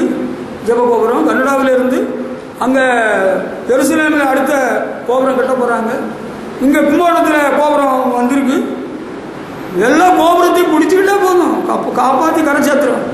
ஒரு கோபுரம் உன்னை காப்பாற்றாது. உன்னை காப்பாற்றுறது ஆண்டவரை பிடிச்சிக்க, அவரை முத்தம் செய், அவருடைய பாதத்தை பற்றிக்கொள். ஆண்டவரே எனக்கு ஒன்றும் தெரியல, என்ன காப்பாற்றி என் பிள்ளை குட்டிகளை காப்பாற்றுன்னு ஆண்டவர்கிட்ட அழுது மன்றாடினால் கர்த்தர் உனக்கு இறங்குவார். ஹல்லேலூயா. நியாய தீர்ப்பு தேவனுடைய வீட்டிலே துவக்கும் காலம் ஏற்பட்டிருக்கிறது. நியாய தீர்ப்பு, காட்ஸ் ஜட்ஜ்மெண்ட். உங்களுக்கு ஒன்றும் தெரியல, பாவம். நீங்கள் தெரிஞ்சுடுங்க. ஐயா, எத்தனையோ பரிசுத்தவான்கள், எத்தனையோ தேவனுடைய பிள்ளைகள் அவங்க வாழ்க்கையில் அனுபவிச்சிருக்கிற வேதனைகள், துன்பங்களை எல்லாம் நினைத்து பார்த்தால் அவ்வளவு வேதனையாக இருக்கு. ஆண்டவர் சொல்றாரு, எருசலேம் பட்டணத்துக்கு வரப்போகிற அழிவை குறித்து எடுத்து வைக்கிறார். அவங்களுக்கு தெரியல. இப்ப இருக்கிற சுகமும், இப்ப இருக்கிற பலமும், இப்ப இருக்கிற வாழ்வும் என்றைக்கு இருக்குன்னு சொல்ல முடியாது. நல்ல ஆரோக்கியமா பலசாலியா இருந்தது அப்படி ஜம்முன்னு குத்தினா குத்திறங்காதவங்க செத்து போயிட்டாங்களே. நானும் உபாசம் பண்ணினேன், நானும் அழுதேன். யார்கிட்ட என்ன இருக்கு? நம்முடைய ஜீவன் ஆண்டவரிடத்தில் இருக்கப்பா. நம்முடைய வாழ்வு ஆண்டவர்கிட்ட இருக்கு. ஆண்டவருக்கு பயந்து வாழுங்க. நான் இதைத்தான் உங்களுக்கு அன்பாக சொல்லிக் கொண்டு நிற்கிறேன். ரோம சபைக்கு பவுல் எழுதும் பொழுது சொல்கிறார், 14ஆம் அதிகாரம் 10ஆம் வசனத்தில், ரோமர் 14ஆம் அதிகாரம் 10ஆம் வசனம், why do you judge your brother, or why do you show contempt for your brother, for we shall all stand before the judgment seat of Christ, each of us shall give account of himself to God. நம்மள பார்த்தீங்களா? ரோமர் 14:10 எடுத்தீங்களா? அங்கே என்ன எழுதியிருக்கு பார்த்தீங்களா? என்ன எழுதியிருக்கு? நீ உன் சகோதரனை குற்றவாளி என்று தீர்க்கிறது என்ன? நீ உன் சகோதரனை அற்பமா எண்ணுகிறது என்ன? நாம் எல்லாரும் கிறிஸ்துவனுடைய நியாயாசனத்துக்கு முன்பாக நிற்போமே. கேட்டீங்களா? 12ஆம் வசனம், நம்மில் ஒவ்வொருவரும் தன்னை குறித்து தேவனுக்கு கணக்கு ஒப்புவிப்பான். இது தெரியுதா? நாம் எல்லாரும் கிறிஸ்துவின் நியாயாசனத்துக்கு முன்பாக நிற்போம். அந்த சத்தியம் உங்களுக்கு தெரியுமா? அது தெரியாது இல்லையா? அதுதான் தெரிஞ்சுக்கணும். எப்படி தெரிஞ்சிருக்கணும்? We shall all stand before the judgment seat of Christ. நாம் எல்லாரும் கிறிஸ்துவின் நியாயாசனத்துக்கு முன்பாக நிற்போம் என்பதை அறிந்து கொள்ள வேண்டும். நான் உங்களை நியாயம் விசாரிக்கிறேன், நீதிபதியா நியாயாதிபதியா இங்க வரல. உங்களுக்கு வழக்கு பேசுறதுக்கு நான் உங்களுக்கு சிபாரிசு பேசுக்கு வரல. நம்ம எல்லாருமே பைபிளில் வெளிப்படுத்தல எழுதியிருக்கு, மரித்தோராகிய சிறியோரையும் பெரியோரையும் நியாயாசனத்துக்கு முன்பாக நிற்க கண்டேன். அப்பொழுது புஸ்தகங்கள் திறக்கப்பட்டன. கேட்டீங்களா? நம்ம எல்லாரும் கிறிஸ்துவின் நியாயாசனத்துக்கு முன்பாக நிற்க வேண்டியது இருக்குதான்.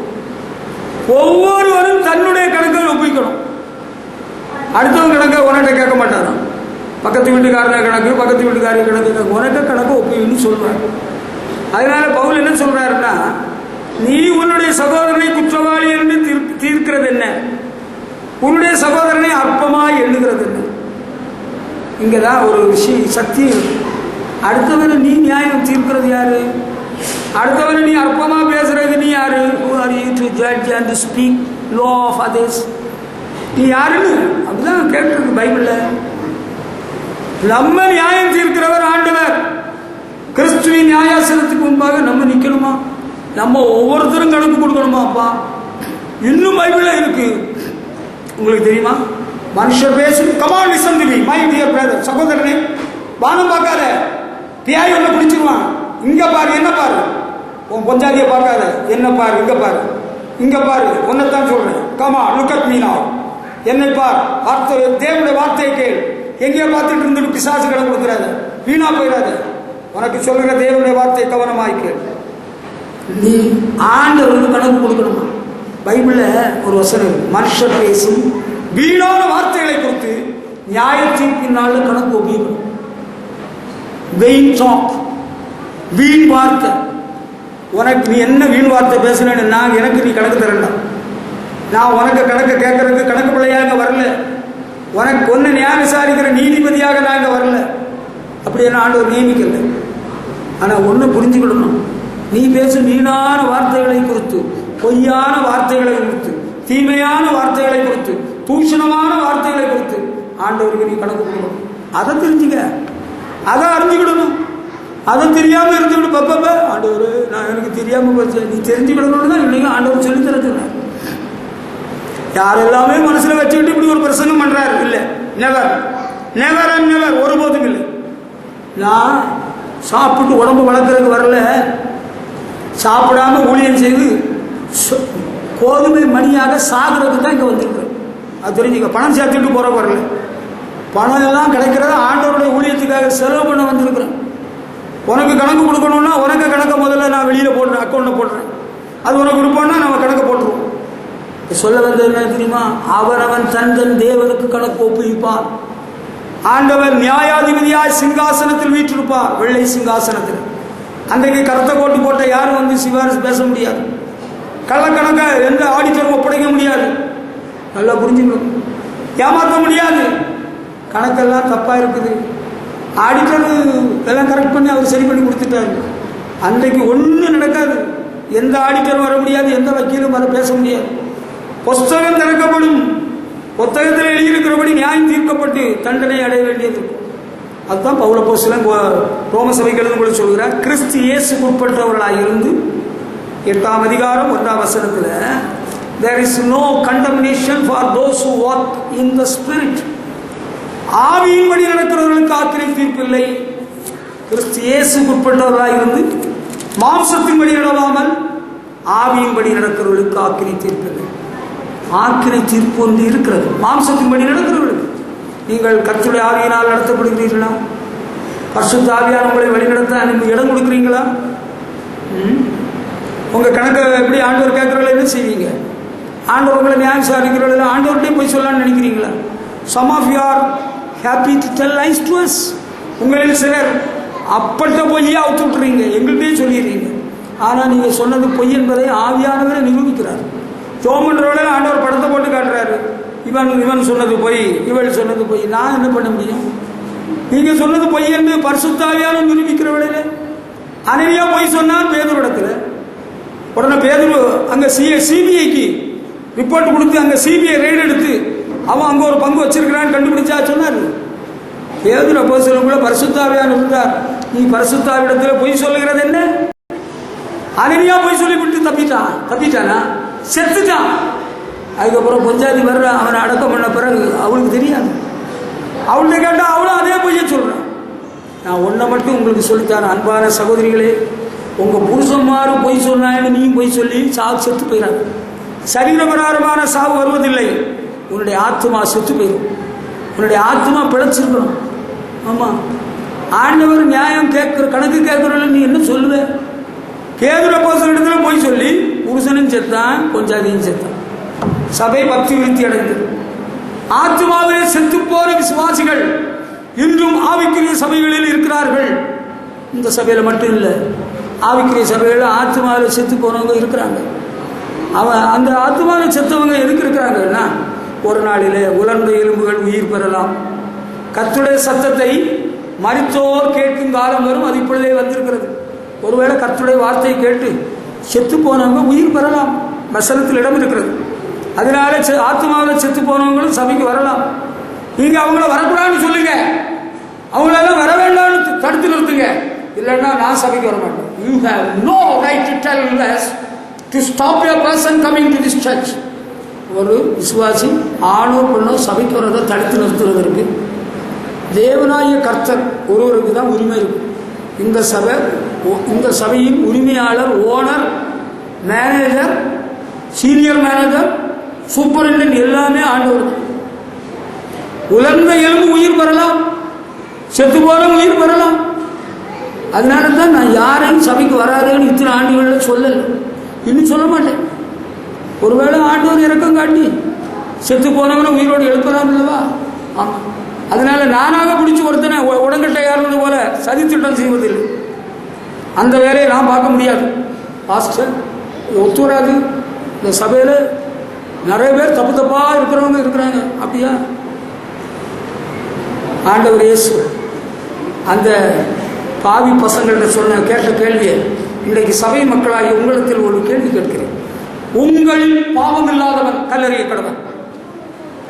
உங்களில் பாவம் இல்லாதவன் கல்லறிய கடவன். கமான், அந்த வந்து கல் இறங்கி கொண்டு வா, 2.5 இன்ச்சு கல்லா எடுத்துட்டு வா, கல் எடுத்துட்டு வா.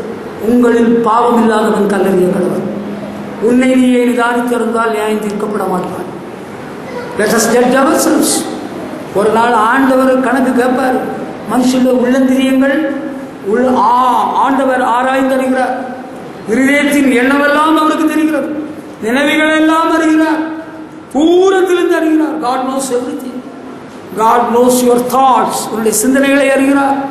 சங்கீதக்காரன் சொல்றார், ஆண்டவருக்கு கணக்கு கொடுக்கணும். நான் வந்து ஆடிட்டரும் இல்லை, நான் கவர்மெண்ட் டிபார்ட்மெண்ட்டும் இல்லை, நான் உங்கள்கிட்ட காசு கணக்கெல்லாம் கேட்க போறதில்லை. கொஞ்சம் காசு பணம் கொடுங்க, ஊழியத்துக்கு ரசீது புத்தகம் கொண்டு வரேன் அப்படின்னு நான் கேட்கறதில்லை. அந்த வேலையை நமக்கு இல்லை. ஆமாம், நீங்க தூங்குனீங்களா, சாப்பிட்டீங்களா, என்ன சாப்பிட்டீங்க, எப்படி இருக்கிறீங்க, கர்த்தருக்குள்ள எப்படி இருக்கிறீங்க, அந்த சுகசெய்தி விசாரிப்போம். அது நம்முடைய உத்தரவாதம். அதுக்கு மேல உங்களை நியாயம் விசாரிக்கிறவர் அவரே. நியாயாதிபதி அவர் தான். ஆண்டவர் இயேசு ரட்சகராக வந்தார். இனிமேல் எப்படி வரப்போறார் தெரியுமா? சங்கீதக்காரன் சொல்லி இருக்கிறாரு. ஆகாமுடைய 7ஆம் தலைமுறை ஏனோக்கு சொல்லி இருக்கிறாரு. என்ன சொல்லி இருக்கிறாரு? பரிசுத்தவான்களோடு கூட பூமியை நியாயம் தீர்க்க வருகிறார். அவர் வருகிறார், பூலோகத்தை நீதியோடு நியாயம் தீர்ப்பார். ஆண்டவர் நியாயாதிபதியாய் வெளிப்பட போகிறார். ஹல்லேலூயா. அந்த நாளில நம்ம குற்றவாளி அல்ல என்று தப்பி பிழைக்கணும்னா மாம்சத்தின்படி நடவாமல் ஆவியின்படி நடப்போம்.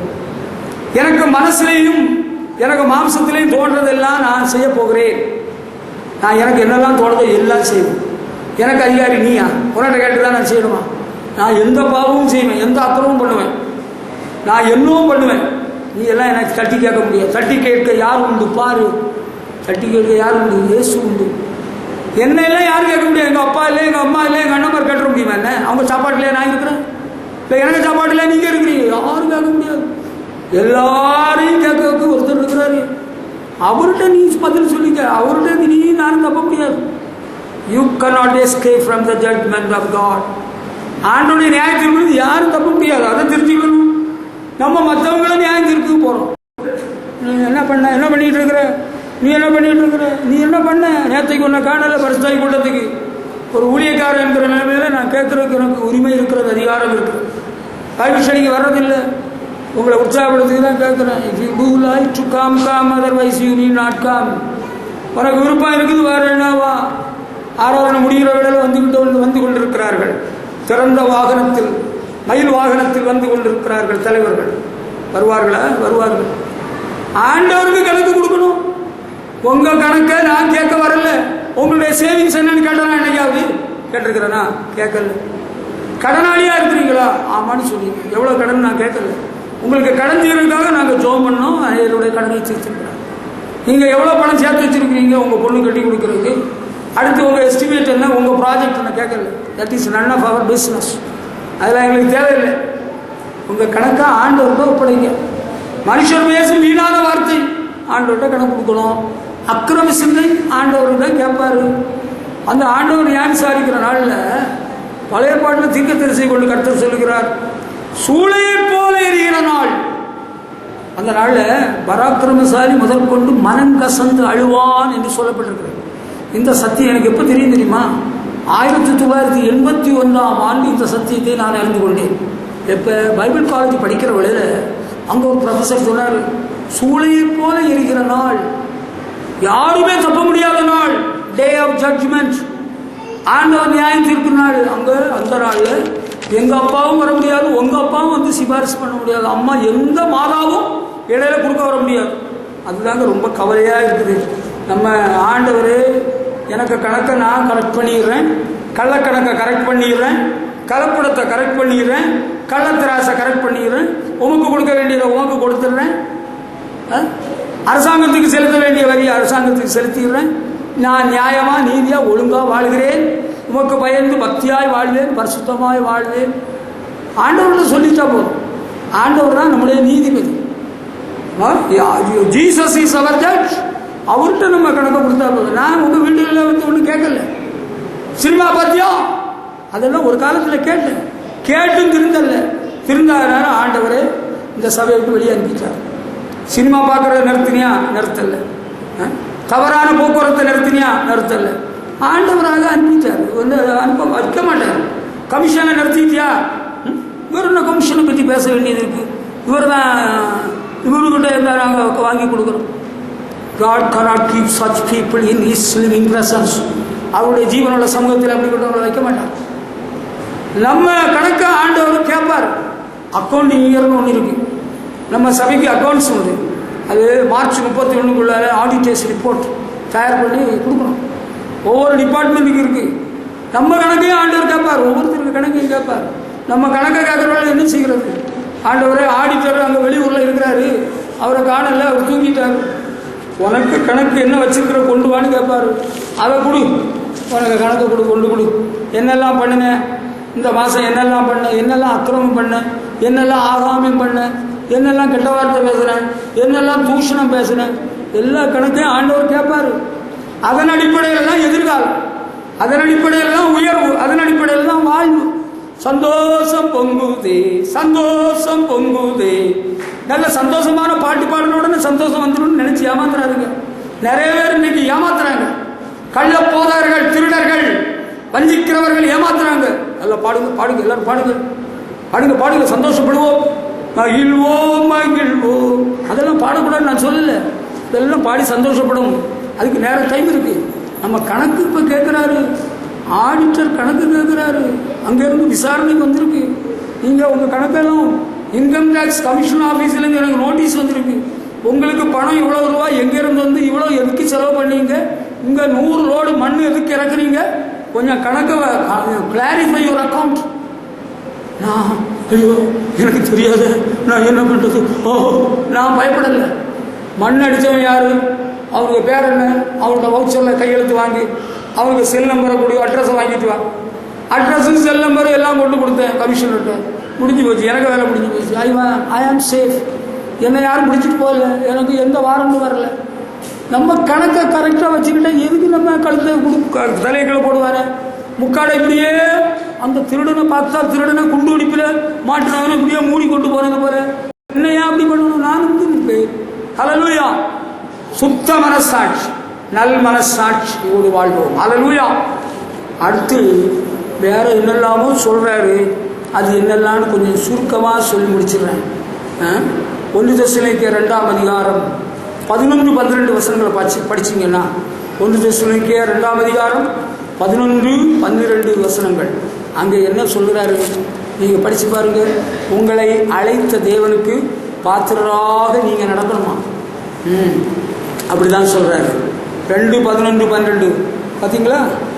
தம்முடைய ராஜ்யத்துக்கும் மகிமைக்கும் உங்களை அழைத்த தேவனுக்கு நீங்கள் பாத்திரராய் நடக்க வேண்டும் என்று தகப்பன் தன் பிள்ளைகளுக்கு சொல்கிறது போல நாங்கள் உங்களில் ஒவ்வொருவருக்கும் புத்தியும் தேர்தலும் எச்சரிப்பும் சொன்னதை அறிந்திருக்கிறீர்கள். You know how we exhorted and comforted and charged every one of you as a father does his own children, that you would walk worthy of God who calls you into his own kingdom and glory. எப்படி தகப்பன் பிள்ளைகளுக்கு சொல்கிறது போல புத்தியும் தேர்தலும் எச்சரிப்பும் சொன்னதை அறிந்திருக்கிறீர்கள். எதுக்கு? உங்களை அழைத்த தேவனுக்கு நீங்கள் பாத்திரராய் நடக்கணும். உங்களை அழைத்த தேவனுக்கு பாத்திரராக நடக்கணும். அது ரொம்ப முக்கியம். Walk worthy of God who calls. உங்களை அழைத்த ஆண்டவருக்கு பாத்திரமாக நடக்கணும். இந்த வீராப்பு, ஆர்ப்பாட்டம், கொக்கரிப்பு, ஆரவாரம் இதெல்லாம் தாக்க பிடிக்காது. ராமாவிலே கூக்குரலின் புலம்பலும் கூக்குரலும் கேட்கிறது. அப்படி ஒரு வசனம் இருக்குது பைபிளில். ஐயா, நம்ம கொஞ்சம் பைபிளை படிச்சுக்கிடுவோம். உங்களை தம்முடைய ராஜ்யத்துக்கும் மகிமைக்கும் அழைத்த தேவனுக்கு பாத்திரராய் நடக்க வேண்டும் என்று தகப்பன் பிள்ளைகளுக்கு சொல்கிறது போல நாங்கள் உங்களில் ஒவ்வொருவனுக்கும் புத்தியும் தேர்தலும் எச்சரிப்பும் சொன்னதை அறிந்திருக்கிறீர்களே. உங்களுக்கு தெரியல? உங்களுக்கு புத்தி சொன்னமா, உங்களுக்கு தேர்தல் சொன்னமா, எச்சரிப்பை சொன்னமா. இப்போ நிறைய சபைகளில் ஊழியக்காரங்க என்ன செய்வாங்கன்னா தேர்தல் சொல்லுவாங்க. நீங்கள் பாதிக்கப்பட்டீங்களா, பரீட்சை பாஸ் ஆகலையா, மார்க் குறைஞ்சிட்டா கவலைப்படாங்க, நம்ம ஜெபம் பண்ணிக்கிடுவோம், ஆண்டவர் உங்களுக்கு அடுத்த தடவை நிறைய மார்க் தருவார், நீங்கள் நினச்சதெல்லாம் நடக்கலையா, கொஞ்சம் தான் நடந்தால் கவலைப்படாது. தேர்தல் புத்தி சொல்ல மாட்டாங்க. புத்தி சொல்கிறதுக்கு இன்றைக்கி ஆளுகளை காணலை. ஏன்னா அவனுக்கே புத்தி இல்லை, அவனே புத்தி இல்லாதவன். அடுத்து எச்சரிப்புன்ற வார்த்தைக்கு இப்போ இடமே கிடையாது. ஒரு ஊழியக்காரருடைய மகன் சமீபத்தில் இன்னொரு ஊழியக்காரரோட சம்பாஷித்து இருக்கிறான். உலக புகழ்பெற்ற சபை, உங்களுக்கு தெரிஞ்ச சபை, வேற சொல்லி காட்ட விரும்பல. ஊழியக்காரன் இன்னொரு ஊழியக்காரன் சொல்லுவான், யோ குர்பான், இதை பாரு, நீ நானும் பரலோகமும் மோட்சமும் எல்லாம் பேசிக்கிட்டு கிடக்கிறதுனாலதான் ஐயா சபைக்கு ஆளே வரல. ஆண்டவர் ஆசீர்வதிக்கிறார், 100 மடங்கு தருவார், 1000 மடங்கு தருவார், கீழாக்காம மேலாக்கார். அதை சொல்லியா அப்பதான் சபையில் ஆள் கூடும். ஆள் கூடுறதான் ஐயா வருமானம் வரும். வருமானம் வர்ற வேலையில சபையாருக்கே எல்லா கணக்கையும் நம்ம கொடுத்துருவோம். அவங்களே எண்ணி நமக்கு பணத்தை தந்துடட்டும். நமக்கு எனக்குன்னு ஒரு குறிப்பிட்ட தொகை. சரி, அதுக்கு பிறகு கரண்ட்டுக்கு ஒரு தொகை, கார் அலவன்ஸு, காருக்கு டியூ மாதம் கட்டுறது. புதிய கார் நமக்கு இருக்கு இல்லையா, புதிய வேன் இருக்குது. பிறகு நமக்கு இன்சூரன்ஸ் பிள்ளைகள் கட்டணும்ல, அதுக்கு ஒரு தொகை. எல்லாம் வெளிப்படையாக எல்லாம் இருக்கிறது. சபையாருக்கு எல்லாம் தெரியட்டுமே, சபையாருக்கு எல்லாம் தெரியட்டும். நான் கொஞ்சம் தான் பணம் எடுக்கிறேன், மீதி எல்லா பணமும் எல்லாம் மீதி பணம் எங்கே போகுதா? சபையாருக்கு என்ன தெரியுதா? சபையாருக்கு மண்டையில் மூளை கிடையாது. மூளை கட்ட சபையார். நான் ஒருத்தர் இருந்தால் பதில் சொல்ல முடியாது. 95,000 ரூபாய் சம்பளம் வாங்குற காலேஜ் ப்ரொஃபஸர் கேட்குறா கேள்வி, நீங்கள் என்ன பண்ணுறீங்க? ஆடம்பரமாய் வாழ்கிறீர்கள். நீங்கள் சொல்கிறீங்க கொஞ்சம் பணம் தான் எடுக்கிறேன், சபையில் வர காணிக்கையெல்லாம் சபையாருக்கே சபையாரை எண்ணி கணக்கு கொடுக்குறாங்க. நாங்கள் கொஞ்சம் பணம் தான். நீங்கள் கொஞ்சம் பணம் தான் இருக்குது. ஆடம்பர வாழ்க்கையை நிறுத்தினீங்களா? ஆடம்பர வாழ்க்கையை குறைச்சிக்கிட்டீங்களா? நான் இந்த சபையில் இருக்கவில்லை, நான் வெளியே போகிறேன். She walked out, college professor. A professor of the college from Fatima College left the church. Why was it so? ஏன்? எதனால தெரியுமா? அது இவ்வளவு நீளத்துக்கு பேசுறதை நிறுத்து. She was a commerce professor. She knows about accounting. கணக்கு வழக்கம் தெரிஞ்சவர்கள்ட்ட நீ ஏமாற்ற முடியாது. நாங்கள் கொஞ்சம் பணத்தை எடுக்கிறோம், கொஞ்சம் பணத்தை உரசுகிறோம், கொஞ்சம் பணத்தை கிழிக்கிறோம். Don't fool the people. You cannot cheat God. You have to give account to God.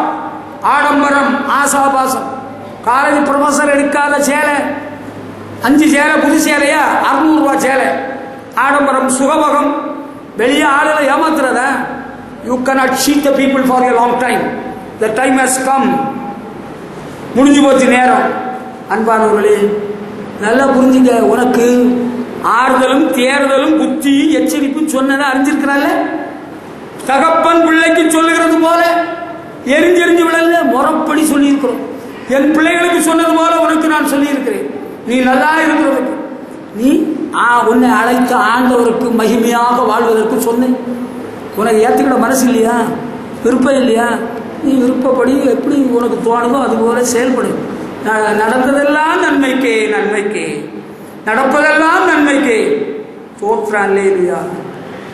1 யோவான் 4ஆம் அதிகாரம் 6ஆம் வசனத்தை படிப்போம். என்னுடைய வார்த்தைகளை முடிக்கிறேன். 1 யோவான் 4ஆம் அதிகாரம் 6ஆம் வசனத்தை எடுத்துக்கொள்வோம். 1 யோவான் 4:6.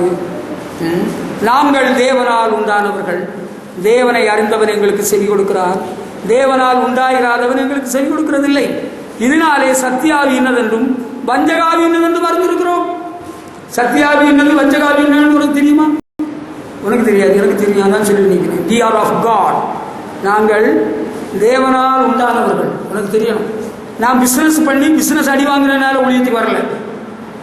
நான் படிக்க வராம எனக்கு வெயில் தாங்காது, எனக்கு தொழில் செய்ய முடியாம நான் ஊழியத்துக்கு வரல அப்படின்னு நினைச்சிடாது. தேவனால் முன்குறிக்கப்பட்டு அழைக்கப்பட்டு அபிஷேகம் பண்ணப்பட்டு அனுப்பப்பட்டு வந்திருக்கிறோம். நானானாலும் என் மனைவியானாலும் நாங்கள் முறைப்படி படித்திருக்கிறோம். இன்றைக்கு மெட்ரிகுலேஷன் ஹையர் செகண்டரி ஸ்கூல் எங்கள் அண்ணன் நடத்துறது போல நடத்தக்கூடிய சகல திறமையும் அறிவும் படிப்பும் எங்களுக்கு ஆர்டர் கொடுத்திருக்கிறார். அப்படி இருக்க நாங்கள் அந்த யோவான் சொல்கிறவர்களுக்கு சொல்றேன், நாங்கள் தேவனால் உண்டானவர்கள். We are of God. He who knows God hears us. He who is not of God does not hear us. By this we know the spirit of truth and the spirit of error. நாங்கள் தேவனால் உண்டானவர்கள், நாங்கள் தேவனால் அழைக்கப்பட்டவர்கள், தேவனால் அனுப்பப்பட்டவர்கள். பிழைப்புக்காக இங்கே வரல, உங்களுக்கு பணத்தை எல்லாம் சுருட்டிட்டு போறதுக்கு வரல, கொள்ளை அடிக்கிறதுக்கு வரல. செலவு பண்ணப்படவும் வந்திருக்கிறோம். ஊழியம் கொள்ளும்படி வராமல் ஊழியம் செய்யும்படி வந்திருக்கிறோம். தெரிந்து கொள், தேவனை அறிந்தவர் எங்களுக்கு செவி கொடுக்கிறார். நீ ஆண்டவரை அறிஞ்சவன்னா நம்ம சொல்லத உனக்கு கேட்க முடியும். தேவனால் உண்டாகிறாதவன் எங்களுக்கு செவி கொடுக்கிறதில்லை. இதிலே இருந்து வஞ்சகாவி என்னதென்று சத்தியாவி என்னதென்று அறிந்திருக்கிறோம். இது தெரியுமா உனக்கு? நாங்கள் தேவனால் உண்டானவர்கள், தேவனால் அழைக்கப்பட்டவர்கள், தேவனால் அபிஷேகம் பண்ணப்பட்டவர்கள், தேவனால் ஏற்படுத்தப்பட்டவர்கள். அதை தெரிஞ்சுக்க. சும்மா எங்க போயிட்டு எங்க வந்து இப்படி ஒரு ஊழியம் நல்லா இருக்குமே, நமக்கு படிப்பும் வரல, தொழிலும் முன்னேறல, நமக்கு வெயிலும் ஒத்துக்கிடாது, கடினமாக உழைக்கவும் முடியாது, நமக்கு சுகமாக காத்தோட்டமாக இருக்கிறதுக்கு இதுதான் ஒரு நல்ல வாய்ப்பு. அப்படி வரல இந்த ஊழியத்துக்கு. எவ்வளவு பாடுகள், பிரயாசங்கள், வருத்தங்கள், துன்பங்கள் எல்லாம் அனுபவிச்சுட்டு அந்த பரீட்சையெல்லாம் பாஸ் ஆகிட்டாக இங்கே வந்திருக்கிறோம். நாங்கள் பரீட்சைக்கு இல்லாதவர்கள் அல்லவே. ஆண்டவர் போட்ட பரீட்சையில் பாஸ் ஆகிட்டாக இங்கே பட்டம் வாங்கிட்டு தான் வந்திருக்கிறோம். அதை தெரிஞ்சுக்க. தேவனை அறிந்தவன் எங்களுக்கு செவி கொடுக்கிறான். நீ ஆண்டவர் அறிஞ்சிருக்கிறியா? Do you know who your God is? உனக்கு ஆண்டவர் யாருன்னு தெரியுமா? ஆண்டவர் யாருன்னு உனக்கு தெரியுமா? அப்படி தெரிஞ்சிருந்தா, ஆண்டவர் யாரும் தெரிஞ்சிருந்தா, தேவனை அறிந்தவன், யோவான் சொல்கிறது உனக்கு சொல்றேன், தேவனை அறிந்தவன் எங்களுக்கு செவி கொடுக்கிறான், தேவனால் உண்டாயிராதவன் எங்களுக்கு செவி கொடுக்கிறது. நீ தேவனால் உண்டாகலையா? நீயாக எங்கேருந்து வந்தியா? நீ செவி கொடுக்க மாட்டான். இதனாலதான் சத்தியாவியது வஞ்சகாவியதுன்னு சரியா ஈஸியாக கண்டுபிடிச்சிடலாம். உன்னிட்ட பரிசுத்தாவியர் இருக்கிறாரா, வஞ்சகாவி இருக்கான்னு எப்படி கண்டுபிடிச்சிடலாம்? When we say something about God, you will be happy to listen, you will be happy to obey. அப்பா உனக்கு புரியுதா? நாங்கள் தேவனுக்கு எடுத்த காரியங்களை சொல்ற வேளையில நீ தேவனால் உண்டானவன், நீ ஆண்டவர் அறிஞ்சவன்னா சந்தோஷப்படுவேன். ஆண்டவரே, இந்த காரியங்கள் எல்லாம் எங்களுக்கு சொல்லி தந்தீரே, எங்களை வாழ்க்கையில் உண்டான பிழையெல்லாம் திருத்தினீரே அப்படின்னு சந்தோஷப்படுவேன், ஏற்றுக்கொள்வேன், கீழ்ப்படிவேன். நீ ஆண்டவரால் உண்டாரா இராதவனா இருந்தால் உனக்கு ஒத்துக்கிடாது. இது கசப்பான எட்டிக்காய போல இருக்கும். இதிலே இருந்து என்ன அறிஞ்சிருக்கிறோம்? சக்தியாவி என்னதென்றும் வஞ்சகாவி என்னதென்றும் அறிந்திருக்கிறோம். ஆமென். God bless you all.